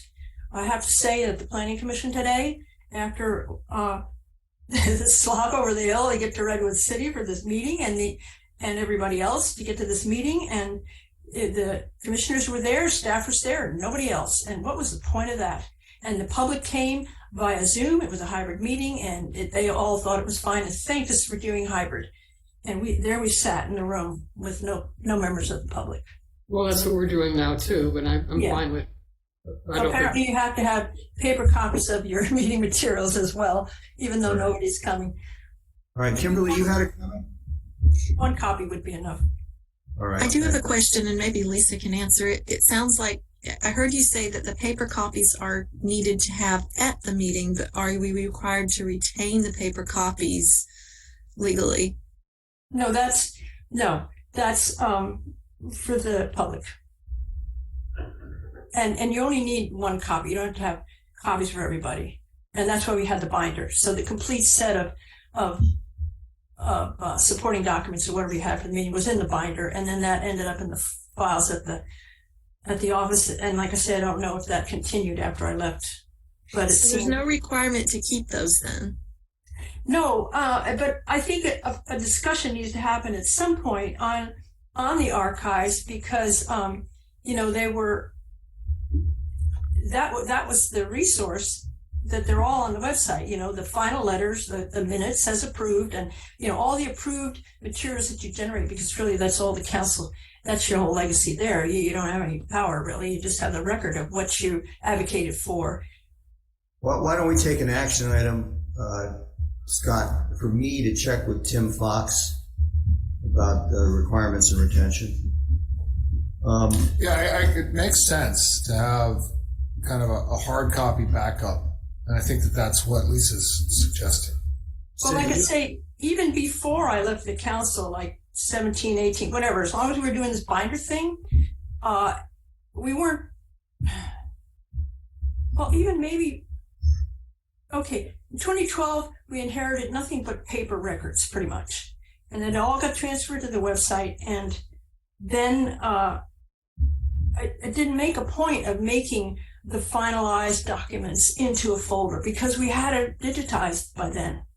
And so I guess the issue would be to make sure that whole digital archive is protected somewhere, because that's all you got at this point. So that is part of the responsibility, to make sure we have backups. And that's one of the things that's on this list. Backups for our digital stuff. Yeah, the county will say, when you're asking for some older document, they'll say, oh, it's in the basement or something like that. And you have to make an appointment to come in and look at it. Or they'll say, oh, we can't find it. It's not in the basement. Maybe somebody has it at their desk and maybe it's never found, but whatever. So there's got to be rules for this being a secure location. How long you have to keep these records, because you don't have to do it indefinitely. Are there rules for all these things? I'll have to check with Tim Fox. How many keys are there to this room? It's a code. You mentioned the code. Okay. So there was another part to my question, and it had to do with that. Are any of the hard copy documents in this room digitized at all, and should we consider digitizing them so that if there was a flood, for instance, and they were all destroyed, that there's a backup? Well, the hard copies you have in the room for the meeting are already, you've already got them digitally on your website. Okay, all the way back to when the MCC was first established? All the way back to 1990. Ah, perfect. Okay. Well, we get rid of that room. Yes, then we should get rid of all of them. Yeah, just right into the garbage. Oh, are you talking about the stuff at the office? Yes. Don't do that. If you think that I know a lot of stuff, a lot of history, I didn't live that history. I learned it by going through the stuff at the office. And you might find that some of the scanned documents are blurry and hard to read. Well, that was just because the scanner I had at the time, and whatever, you might want to get the hard copy and scan it again. I mean, no, I wouldn't do that. The office space is free. I would defer to Lisa on this because she's going to outlive all of us. Okay. Okay. If I could say one more thing, I'm still digesting this list, but I'm happy to, to do some of or to take responsibility or shared responsibility for some of these. I just like to think about them a little bit to figure out which ones make most sense. And that's why we're going to take 2 passes through this, okay? But I want to go over this so everybody understands. Sid Young, did you want to say something? Yes, I hope Lisa's still on the line too. 2 things. One is that when you used to have in-person meetings, the members of the public would come in. They could pick up an agenda in that ante room there and fill out a speaker slip. So I think those are the papers that you need to have at least 1 copy of for the meeting. But then the other thing I wanted to say is that there has in the past a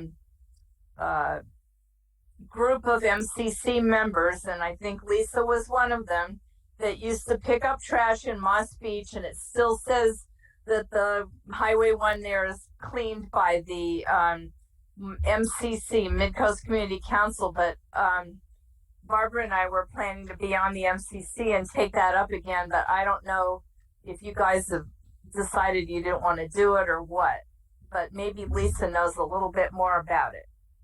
Yeah, Barbara and Chris Johnson set that up over a couple of MCC meetings and arranged it with Caltrans, and they were more than glad to have us do it. It took them quite a long time to get the sign up, but it was. It could have used more outreach to get more community and members involved, but that didn't happen. And so it would be Barbara, me, and Chris, and I think Claire was with us a few times, and I don't remember anybody else ever joining us. And can we have a quick phrase that defines this item so we can put it in the spreadsheet? What's the 3 or 4 words? Adopt a highway. Yes. Adopt a highway. Okay. Documents are all on your website about how that works. Okay. Also, you can ask Barbara, but yeah. And the other thing is, there was at some point a conversation, if the MCC didn't want to do it, to maybe reach out to Harold Herman's family and see if we could do it that way. But you guys decide. I mean, I'm not on the MCC, so I'd be happy to help pick up trash occasionally, but I'd need to be aware of when that would be. Okay.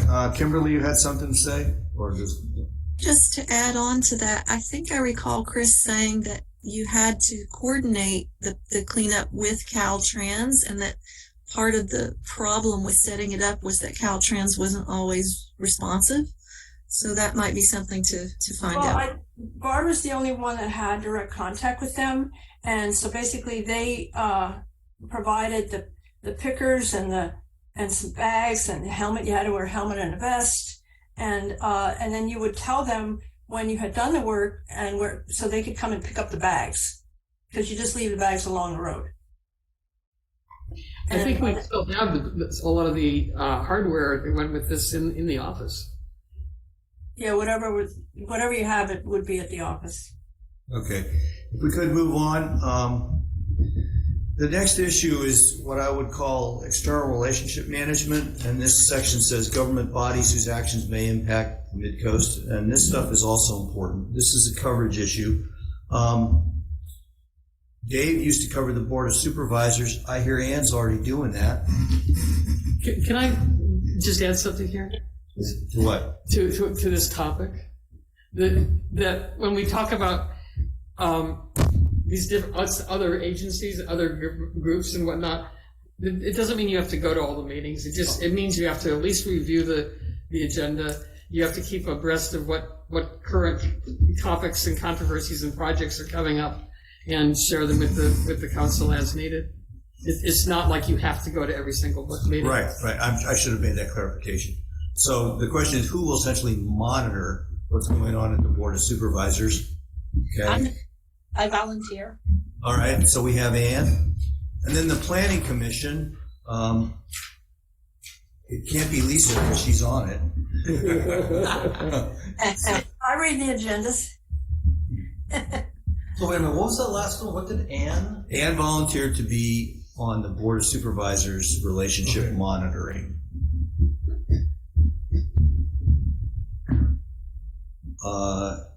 And then we have the Planning Commission. And coastside design review too, maybe. We'll get there. Well, We already were there, Sid. We already Yeah. covered. let me just say that I closely monitor the board, the planning commission, the zoning hearing officer, coastside design review, the Are parks you- commission, Are you and suggesting? the harbor district. But basically, if you want, like, I go through there and I look for projects that are of interest to the Midcoast. And if you want me to give you an email list of what I'm seeing there, I could do that, whatever is useful to you. The way I use it, particularly is, even to the extent of checking the zoning hearing officer, is to see what CDPs they're approving for Midcoast projects. And I keep my own database on things that are significant. She meant coastside design permits. So now I'm happy to put Lisa's name down here, except I do want to honor Ann's volunteering for the Board of Supervisors. Claire, what do you think? You have a problem? I very much appreciate Lisa giving us heads up on these things, and I really rely on that. I think that we should have an actual MCC member also down there so that Lisa can direct it to that person if necessary. I think it's good to have duplication on most of this stuff. Yeah. Okay, so then we need somebody to fill in on Planning Commission, Zoning Hearing Officer, coastside design review committee. All of those should probably, if we end up eventually with 3 people on a planning committee, those 3 people should probably have those as their purview. All right, well, we'll let Kimberly and others think about that, okay? LAFCO is the Local Agency Formation Commission. I won't go into detail, but they can essentially restructure what agency's scope and coverage is. I'd like to volunteer for that one. Gus is going to volunteer. I don't mind at all. But that is an area that can be quite important. It's dormant a lot of the times, but watch out for that one. The Resource Conservation District, Michelle was handling it. She actually is a board member, an associate board member now. She might even agree to be that person. And I don't know if we need to put a name down here or not. But if somebody wants to do Their agenda isn't something that is full of stuff that you're going to be interested in. It's more like, not to say that RCD doesn't do a lot of interesting stuff, but you're not going to really find it in the agenda to their board meeting. Okay. I don't know if that makes much sense, but It does, but having a relationship with them, as Michelle does, should enable her to alert us. For instance, if we're going to get more simulation and grant writing for wildfire reduction. Now, Len Erickson has also, and I've done this a little, attended Fire Safe San Mateo council meetings. And then there's this thing called Firewise Communities, where communities band together to form a small unit. It ends up leading to reduced insurance costs. It's typically neighborhood by neighborhood. Len has volunteered in the past to do one for El Granada. I don't know who would volunteer to do it in Montero or Moss Beach. Maybe we could see what El Granada does and copy it when it's done. Len, I don't know if you're there, but are you still willing to carry those balls? I am. All right, well, that's great. Then the Parks Commission, I'm happy to yield this to, for example, Scott. Okay, I'm gonna put myself down for Parks Commission. I kind of like to keep DPW since it so relates to stormwater and the sewage problems. and I just point out that DPW doesn't have meetings and or agendas. Well, we go might back- we might be inviting them to some of ours. What was the one you did just before this? Parks Commission. Parks. Yeah, the problem now that, because I follow it as well. The problem is that they're having in-person only meetings. We have an action item. So, and the agenda doesn't have much in the way of staff reports and things. So it's a bind now. I mean, that's a problem. I'm going to be meeting with Nick probably on Friday, at which time I will make a personal request that we get to hybrid. We already had logged an action item from Sid a few meetings back to try and get that fixed. Or just attach some written staff reports so at least you can read them. There's pretty good prospects that I can wrap this up by 9:15 or so. Then from there, watch a bit of basketball. Len, I think you wanted to mute yourself. Will do. And then we have emergency services. I am CERT trained, but I'm not doing a lot except for the work I did with Leo in consulting with CERT about the telecommunications problems. So we need somebody to participate in monitoring those. Do we have the Coastside Fire Protection District down here? Yes, we do. There's kind of an overlap there. That kind of goes with wildfire, but I don't know. It's important to watch the fire district meetings when they discuss the renovation of the Montero fire station so you don't end up disappointed with that. They just did that today. Yeah, it's included. Sid, please. Okay. Then after that, we have the Harbor District. Kimberly, was that something you would be considering? Yeah, I'm happy to follow the Harbor District meetings. May I suggest you add one shoreline as related to the Harbor District? Oh, very good. They meet monthly, and there's I need to catch you up with what's going on. So here's a question, a conflict of interest question, because I follow these meetings anyway in conjunction with Surfrider, including One Shoreline. Is that a problem to report back from those meetings separately for the MCC? No. I don't see any conflict at all. No. Okay.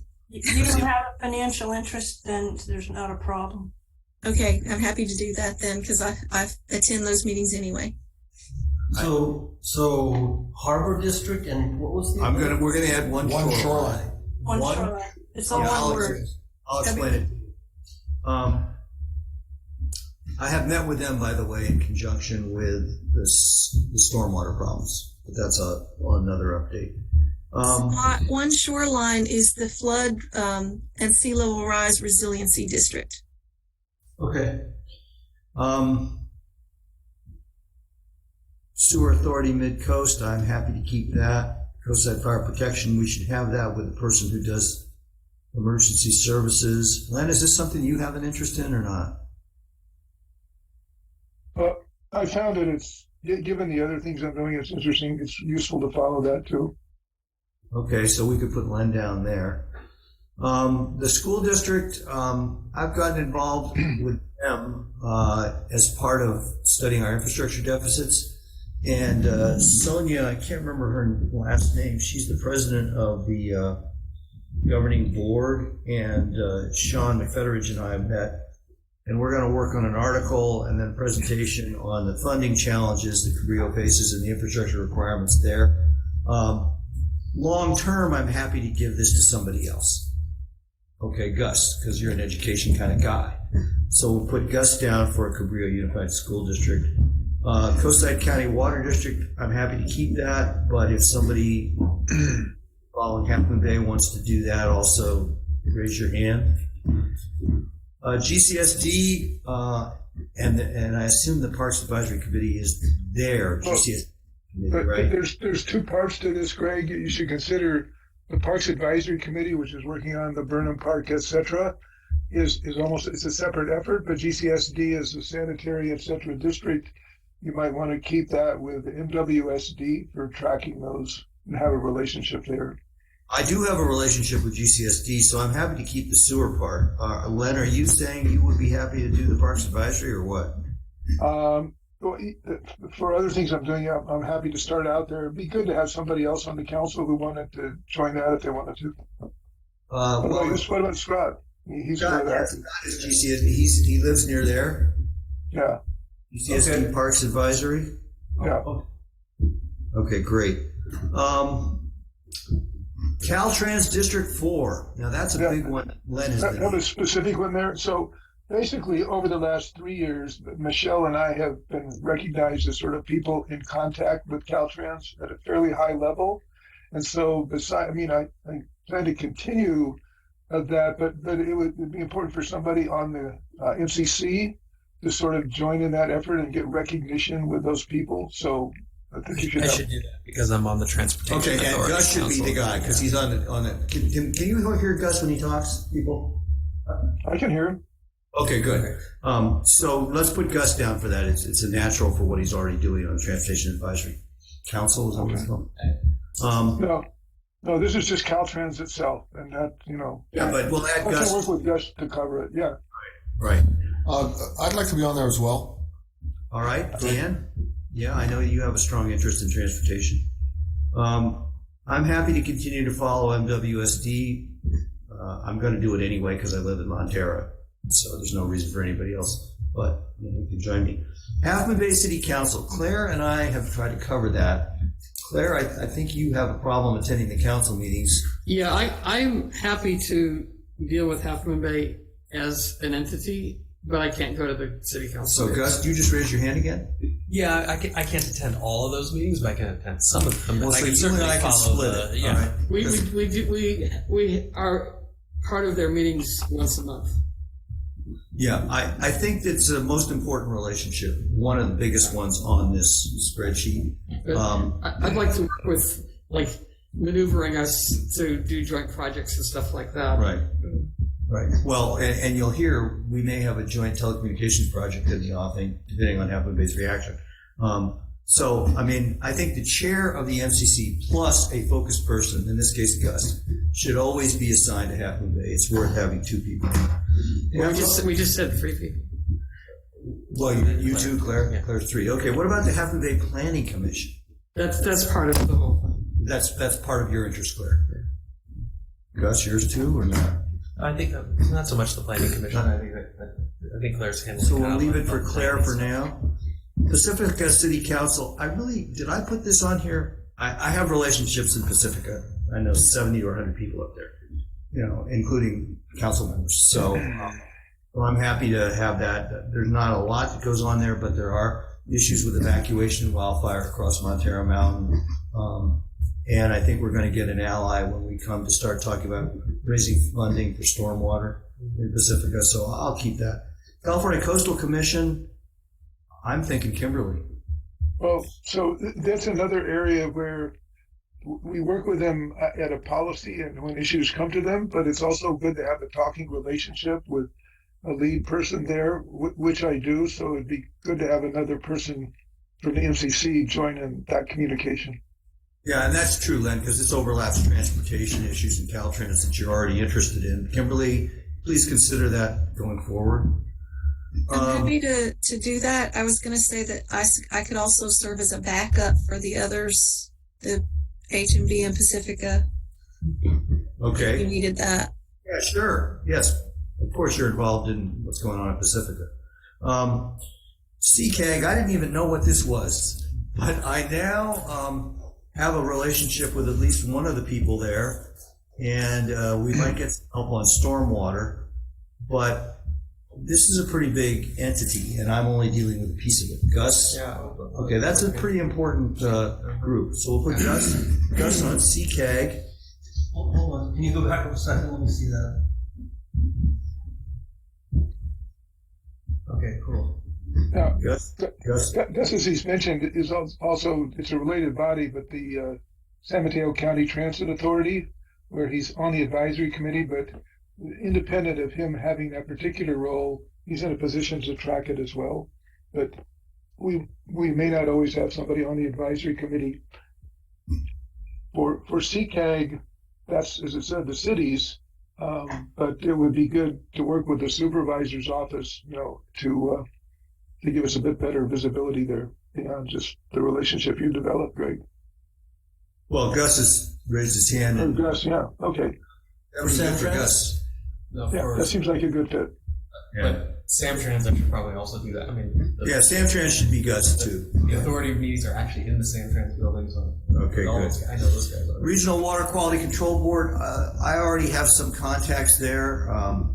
That relates to the sewer and water issues, so I continue to maintain an interest. I'm happy to have other people join me, but I'm going to keep that one.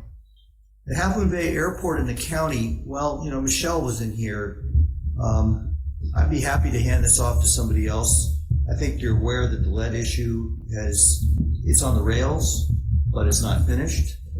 Okay, so Gus, is that you? Yeah. All right, Gus. I can back you up on that. Gus and Claire. Since we're all here. talking about who we know where, I've got some decent relationships with Gretchen, but she's not hard to have. Oh, you do? She's not hard to have a good relationship with, so it doesn't matter too much.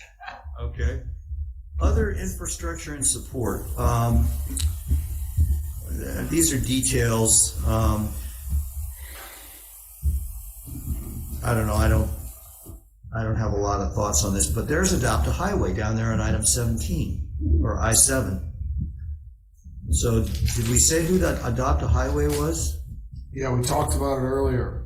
Yeah, we have an action item to put it on the spreadsheet. Should I just scratch You that don't. out? You can keep it on the spreadsheet because I already got it on here. Okay. But we don't have somebody assigned, do we? So we'll come back to that. You could get Barbara to do it as a community volunteer and then help out with trying to recruit from the community at large. Okay. Perhaps. So I didn't ask Barbara if I could say question that. on Adopt a Highway is Barbara Matheson. And I can help Check you- with her first, I right? can help you spell it. Right. Of course you check with her. You didn't come to the meeting, so you're assigned? No, that's not how we do it. Committee assignments. It seems like we covered all this. This is duplicate. Somehow the spreadsheet has a duplicate. It's section. doubled. Yeah, it's doubled. So we skip all that. All right, good. So we're done. We're done covering this for now. But I think we need to see an updated draft and hear from people who might volunteer, like pursuing Barbara and whatever Kimberly's thinking about. We'll come back to this at the retreat. So if I know how to, We don't know. we don't know when the retreat is. I was kind of waiting for all our council, all our members to be approved. I'm happy to schedule it now. You know, if you think we can. We've got everybody online. There's one more thing I wanted to bring up, though. These are small things, but I got a question for you on this. this is the same topic, same agenda topic. Go ahead.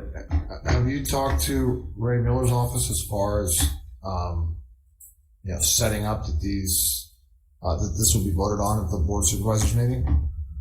Yes, I mentioned earlier that Heather, to our chagrin, found out it won't be until April 11th. Okay, so the retreat will have to be after that. I'm happy to hold a retreat before they formally approve our candidates. They're not likely to not approve our candidate. Yeah, I don't think they're likely to not. Let me just go over some other unassigned Maybe you action can get it items. like an informal. I'm gonna check in with him first. Okay, sure. I can do that. We have some items mostly raised by Sid Young that I know Kimberly has volunteered to take a couple of these.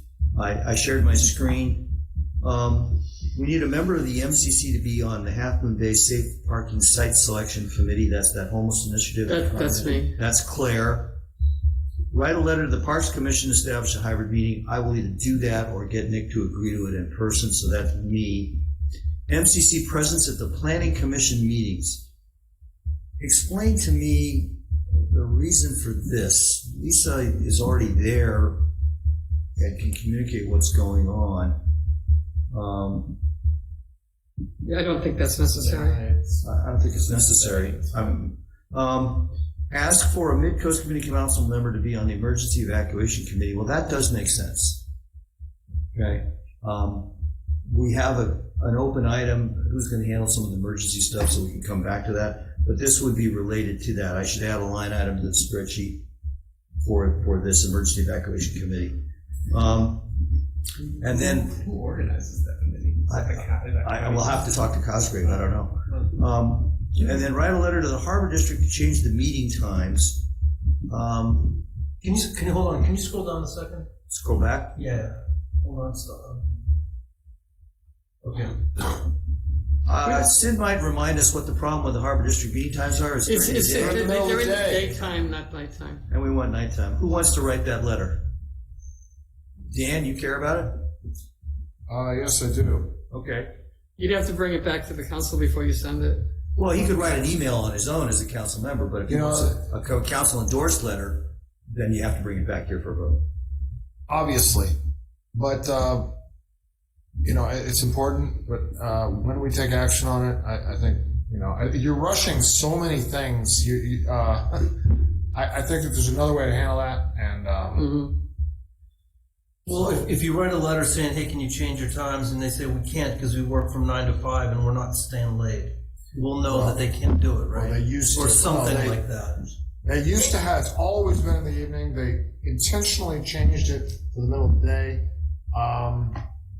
likely to just make it more difficult for the community to participate. Well, that's the urban legend, is it was intentional to suppress participation. Yeah, well, I think there was the community has been asking. Feedback. I agree that it's not, of the 1,012 things that we have to do right now, that's probably not the top one. Yeah. It's just on the list. Okay. May I just interject something you were talking about earlier? On the Board of Supervisors, March 28th agenda is the appointment of Kimberly to the MCC. I was just looking for that. Yeah. Thank gosh. This is Heather. I didn't know they got it on there. Yep, March 28th. Okay. It's on consent. You know who makes out those agendas, Lisa? That would come from the Board of Supervisors. That would come from Ray Mueller's office. Right. Sherry. I work with Sherry Golston to get those on there. So Heather, you only need a letter nominating Ann Rothman then? Yep. Okay. And from you, we will need a mini bio, which I could make up, but if you come up with 2 or 3 sentences describing your excellent contributions and involvement in the community that we could pass on to the letter, if we could have that by tomorrow morning, we'll have it out post haste. Yeah, I want to do it early because I have to do something tomorrow. Scott has to serve. I'll get that. All right. Okay. All right. So this was a quick pass through, and I do understand we went kind of fast, but I think by the time we do it a second time, by the time you see the next draft, we'll be much closer to finalizing it. So I believe that concludes our discussion on the regular agenda, but Claire, you pulled the minutes. So we need to add an agenda topic 4D for your concerns regarding the minutes. Yeah, my concern about the minutes is I'm okay with it being really short and everything, but it's erratic in terms of the content. You put in people's names as having made comments or something, and we have no idea what they might have made a comment about. Like public comment, Burnett Silveira. Okay. If it's always risky to put what somebody said into just 5 words, but if you can, it would really be helpful to me to at least know what happened. Okay. And you want that done with this edition of these minutes? Or is that a general comment going forward? I guess I would be willing to approve this, but I would like you to put Ann's last name, whoever this Ann was. There's been a number of Anns. That was Ann Rothman, but he didn't know that. If you don't type your full name into that screen up there, I don't know who you are. I know you as Ann or Rusty. So and if you choose to be anonymous with your first name, I respect that. So, all right. Well, you now know it's Ann Rothman. Okay. So we can make that. We can make that. And if you want to meet me, Claire, sometime, I will cater to this to exactly what you want. If you want to just go over one together with me. Okay. Let me know when you're ready to do the minutes for this meeting, and I'll give you send them over to me, and then we talk. Do you want to meet in person or? Well, right now I'm not. I don't know. Okay. I can do either way. We can Zoom this together, and we'll do it together, and I'll have it make it more sense to you. Well, like for example, in the council activity, Dan Haggerty has got 7 things that he said, and other people have said Gus Matamal has nothing that he said, although he allegedly commented. It's just irregular. Okay. Let's take it offline, and I'll tell you why I do the things I do. And you can, and I'll make it better for the way. What do you want to do about these minutes? Wait till next meeting? Yeah, let's wait till next meeting. Okay, well, so we will pend, that's the word I think is appropriate, pend this item for a future meeting. Okay. All right, council member. On that, to help Scott, it might be, we want to encourage everybody who's on public comment to, say their name first. That would be helpful, I think. Well, if it isn't typed fully. Yeah. Hey, exactly. You can. A lot of times it's not. Need to do what they want to do, but I'm going to record it as they are recorded on that screen up there. So if we have it as a policy that they, announce their name first, then it just solves everything. You can just say it's this, and that's the way I record it. All right. Well, from the historic in-person meetings, you'd have a speaker slip, so there would be a record of the name of the person that's speaking. Okay. So this is a bump that we got to get through with the hybrid meetings. Anyway, it's just. Go ahead. Okay. All right. I would like to move on to council member activity, and I would like to start.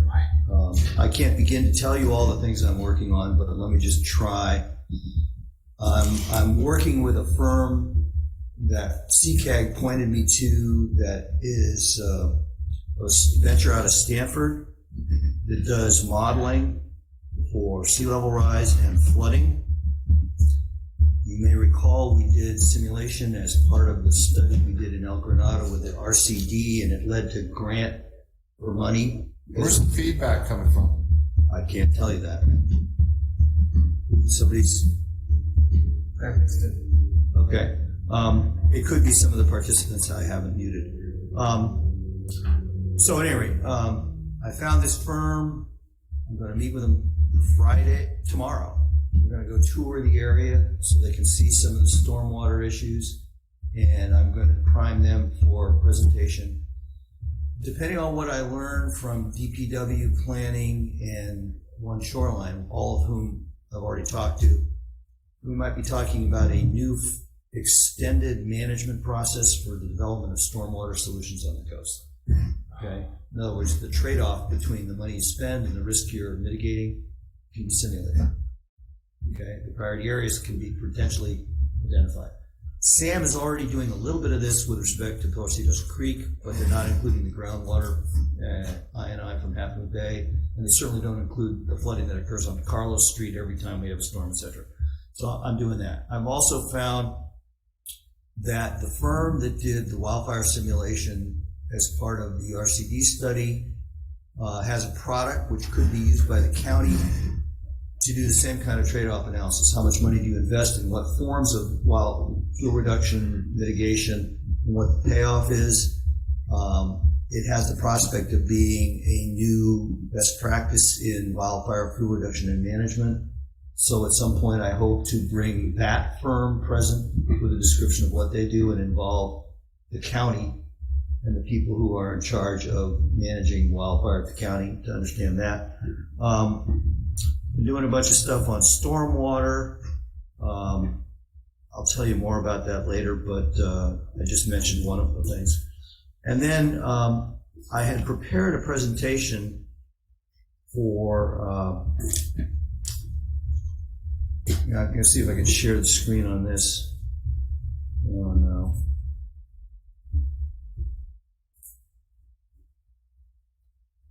Okay. I'm having trouble getting this to show. Share screen, where am I?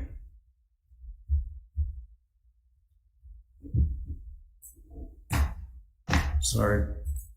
I had prepared a presentation for the Half Moon Bay City Council, but tree fell on the Adcock Center and they canceled the meeting last night. So let me just tell you what I was going to cover with them because it's also an update for us.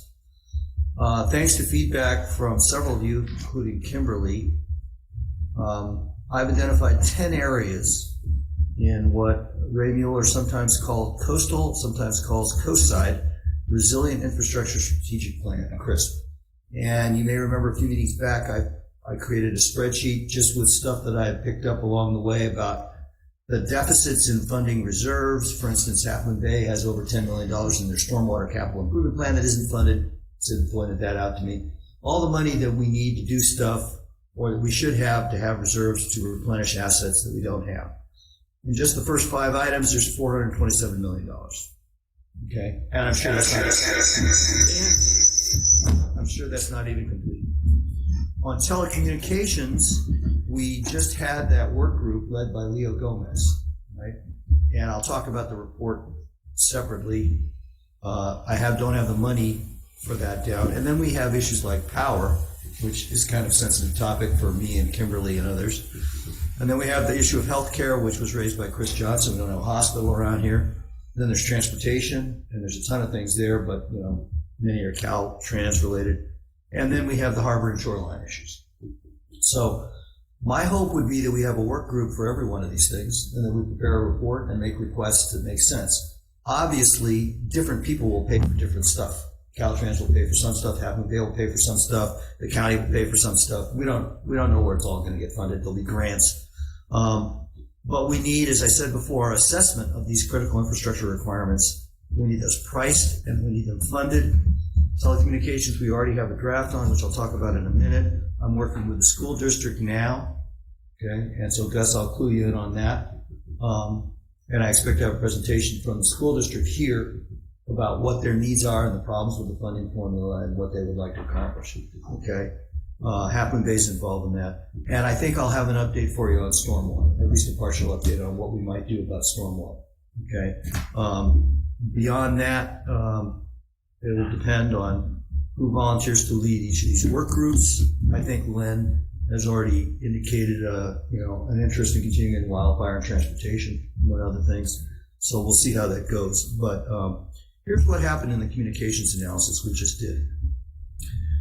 So you may recall Leo's 50-slide presentation, 380 megabytes of data.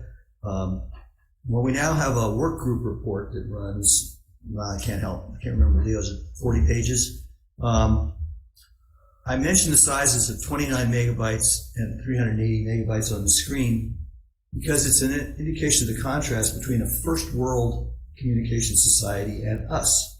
Many of the email services we use won't even let you send a 29 megabyte email. We can't post a 29 megabyte file to the MCC Squarespace website. We can put it on Google Drive.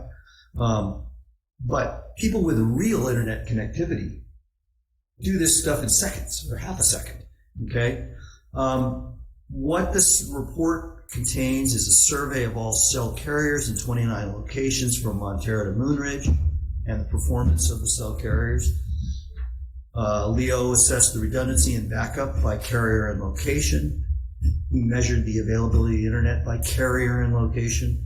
He built an interactive map of all the communications hardware serving the coast side. The map goes all the way to Palo Alto because some of the fibers go all the way to Palo Alto and through Pacifica. And he simulated the reception of the cellular services as is, and with his proposal of 2 new cell towers to improve reception.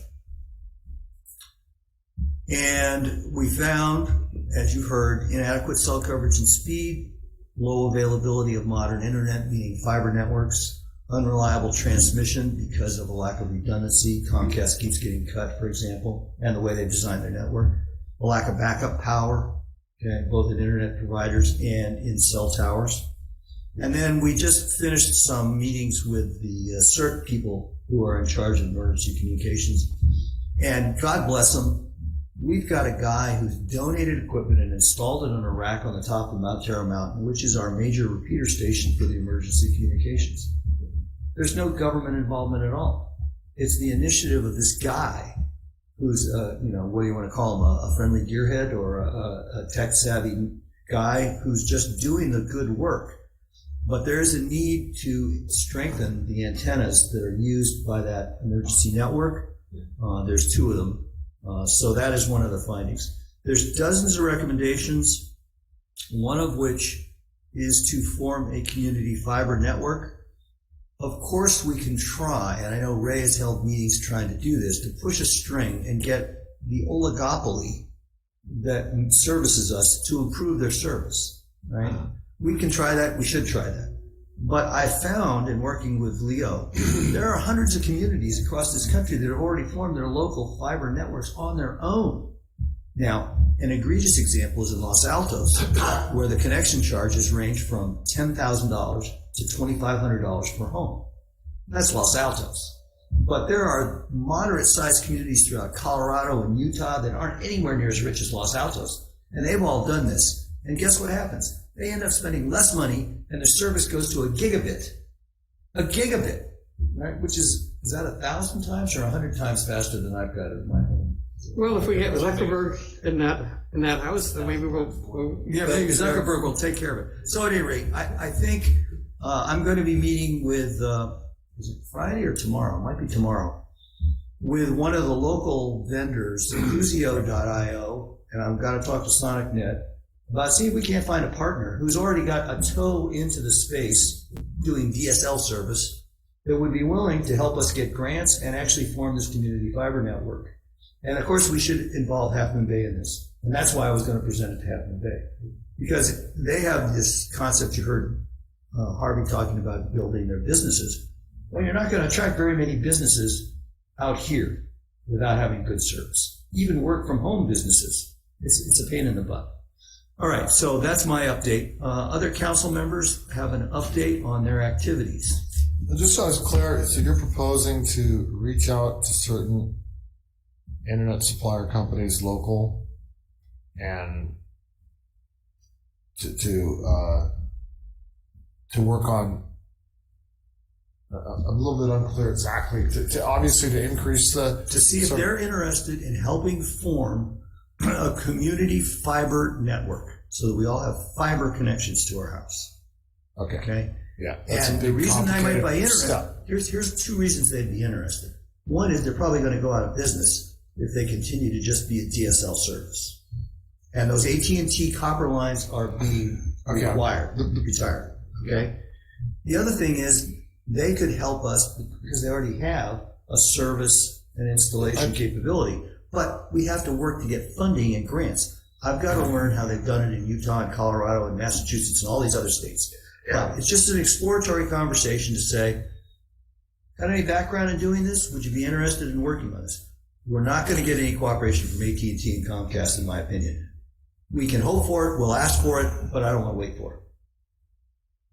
Okay. Keep us posted. Yeah. I'll go around the table. Any council member activity, Gus? Yeah, sure. I'm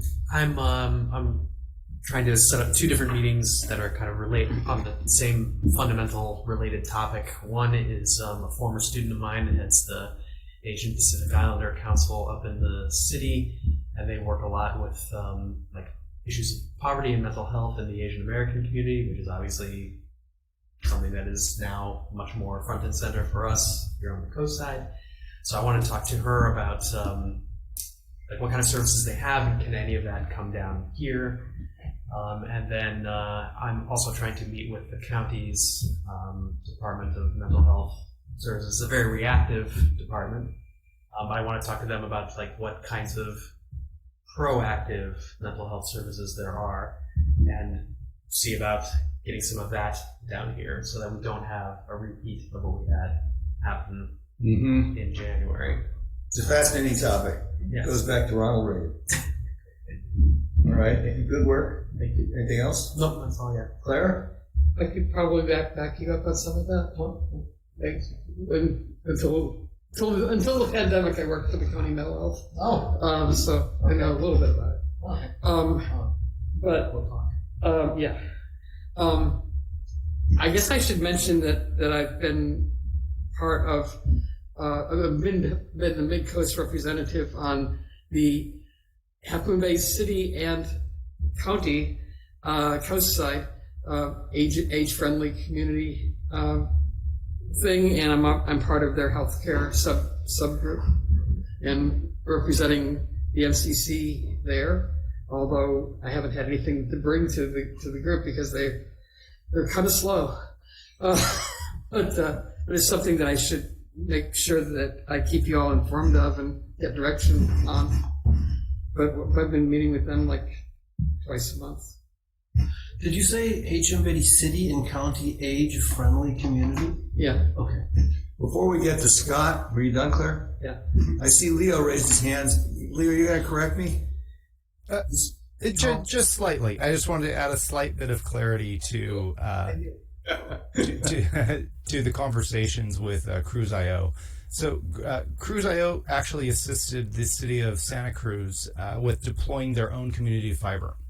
And Cruise.io sells their services through a community-owned fiber, right? So residents would lease or pay a small lease fee of, say, $30 a month to the community-owned fiber, and then also a service fee of, say, $50 a month through Cruise.io to get those fiber services to home. And doing this type of thing, just to really point out, we can exceed 10 gigabit connection at home.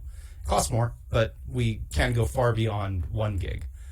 Just so everybody knows. And there are other carriers like Monkey Brains and Sonic.net. They also sell fiber in the same fashion, say on a community fiber service where, and actually Sonic does run their own fiber often, but a lot of different providers will have residents lease and then resell their services through a community fiber. And that's part of that conversation with Cruise.io is, one, how to start that process, two, where to look for funds, less about them selling their own services. I guess it eventually could be a benefit to them. That, just so I know that was kind of a question there. Okay, and Kimberly made a comment that their service up here hasn't always been great, and my son can testify to that, but their service right now up here, I believe, is mostly DSL, so we're not talking about the same generation of hardware. And that's DSL through AT&T. DSL through AT&T, so there you go. So I'm just grinding on minutes. Scott is grinding on minutes. I'm grinding on minutes. Okay, Dan? Pass. Okay. Well, now we come to that part of the agenda where we try and think of something else to do. So, retreat for future agendas is a council future agenda item. Work plans for Chris, meaning getting people who volunteer to work on each of those 10 items. I think we'll cover that at the retreat. An update on the Harbor District. It's been requested that we hear from them more frequently. Dan, you raised concerns. Quarry Park Fire Road. The what? Quarry Park Fire Road. I thought that was a done deal. We've been trying to get it, but it keeps getting bumped off. Okay, so you want Nick or Hannah to come to the next meeting? I didn't say that.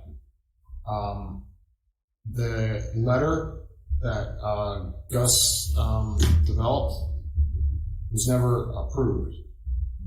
And so I think that I don't think it should take too long, just open up just a little short discussion about, the Fire Road, what's planned.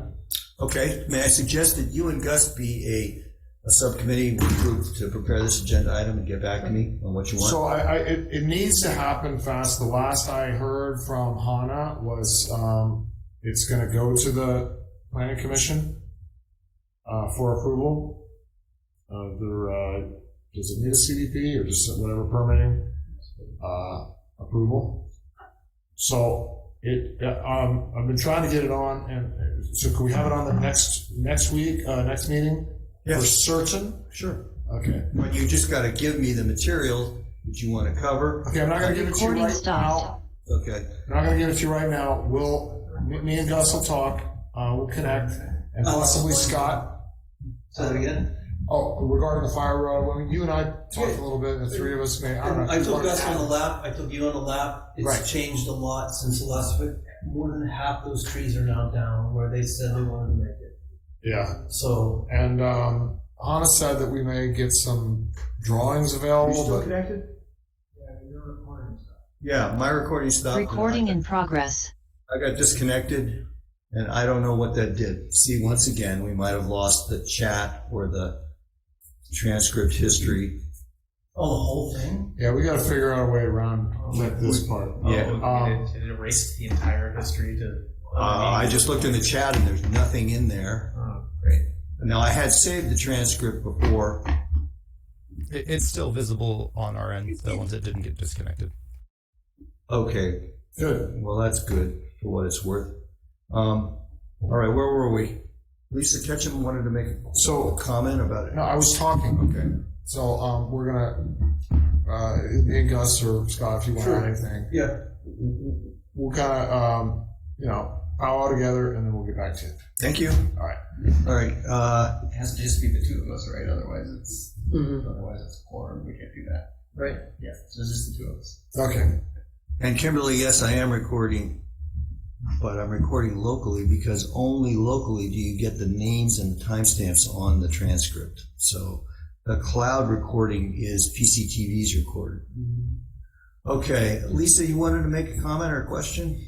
I offer an agenda item if you're on the topic of shoreline erosion and armoring in the Midcoast, and I will be having a study session at the Planning Commission, the second meeting in April, but I could show this, or there's a whole set, but I would start with Moss Beach.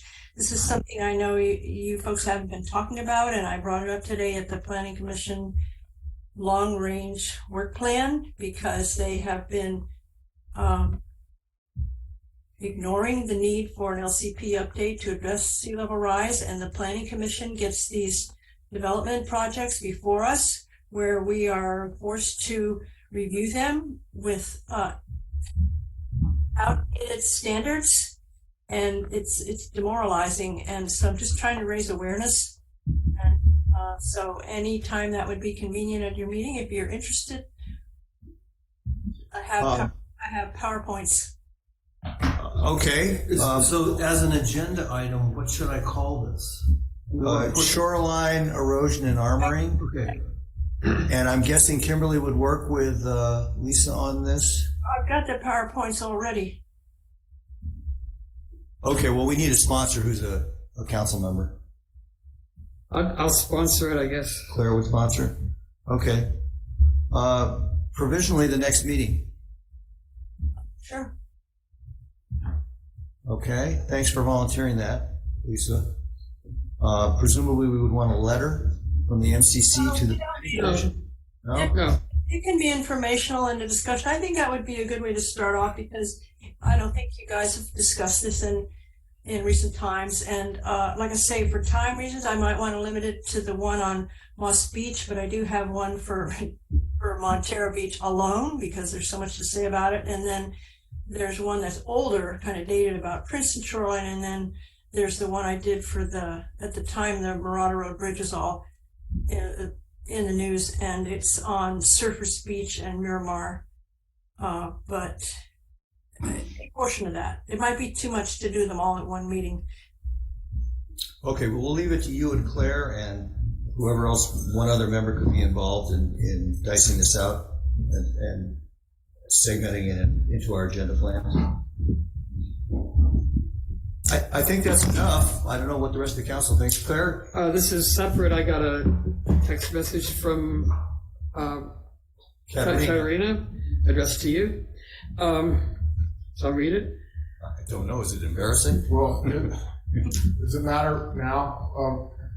Okay, go ahead. Well, I don't know. What do you want? What would you like me to do with this? I mean, it's after the meeting, so. I don't have a text message from her. No, I think she thought that I was. I don't know what she thought. Anyway, she had a family emergency. She was in the emergency room at Stanford. Okay, well, that's unfortunate. But she seems like a great resource and candidate, and I would welcome her involvement in the MCC. She could start out working on the work group. Should we formalize that? We kind of passed that opportunity, I guess. We should have. There's always an opportunity to formalize a work group involving people who are not on the council. No, formalize her as a potential alternate. I think that's what you're. It's a little late to vote for that now. I'll entertain it for future meetings. Let's talk. Yeah. I think we should do that. Okay, let's talk to her for future meetings. Yes. I'm sorry to hear that. Please pass my condolences on. I mean, she has kids, so that can be scary. Parent, I think. Yeah, it can be scary. All right. Seeing no further business. Motion to adjourn. Second. Well. We just had a motion to adjourn. I'd like to ask just some very quick feedback from the audience, the community, as far as how the meetings have been going, as far as sound quality, everything. Just is anybody out there that would like to make just a very short comment on that? Working good? Anything for improvement? This is Heather. I thought it was fine. Thanks, Heather, and thanks so much for coming and spending your time with us tonight. Oh, of course. Please reach out to us for help prioritizing, understanding. Don't be shy. Yes, I definitely will, because now that this is super educational for me, because it really showed me kind of the breadth of everything that you're covering, and so much of it I do have like pieces of, but I didn't have the whole picture. So it's very helpful. Thank you. I don't think any of us has the full picture. It was a motion to adjourn, right? No, it was interrupted by Dan Haggerty. I haven't noted Put it that. back on the table. It's back on the So we have a table. motion that has been made and seconded. I call for a vote. All right, Greg, Yes. Gus, Yes. Claire, Yes. me, yes, Dan. Wait a second. Yes. It's getting to be a problem here. I think I know who I would replace with Katerina. Thanks. I thought we were buddies. Should I make a note of that? Yeah, put that on the record. Turning into Game of Thrones in here. We're Game of buddies. Thrones. There you go. Red meeting. The red meeting. Okay, I will now, Scott, this is for you. I just saved the transcript. Okay. Let's pray. I will now open the folder.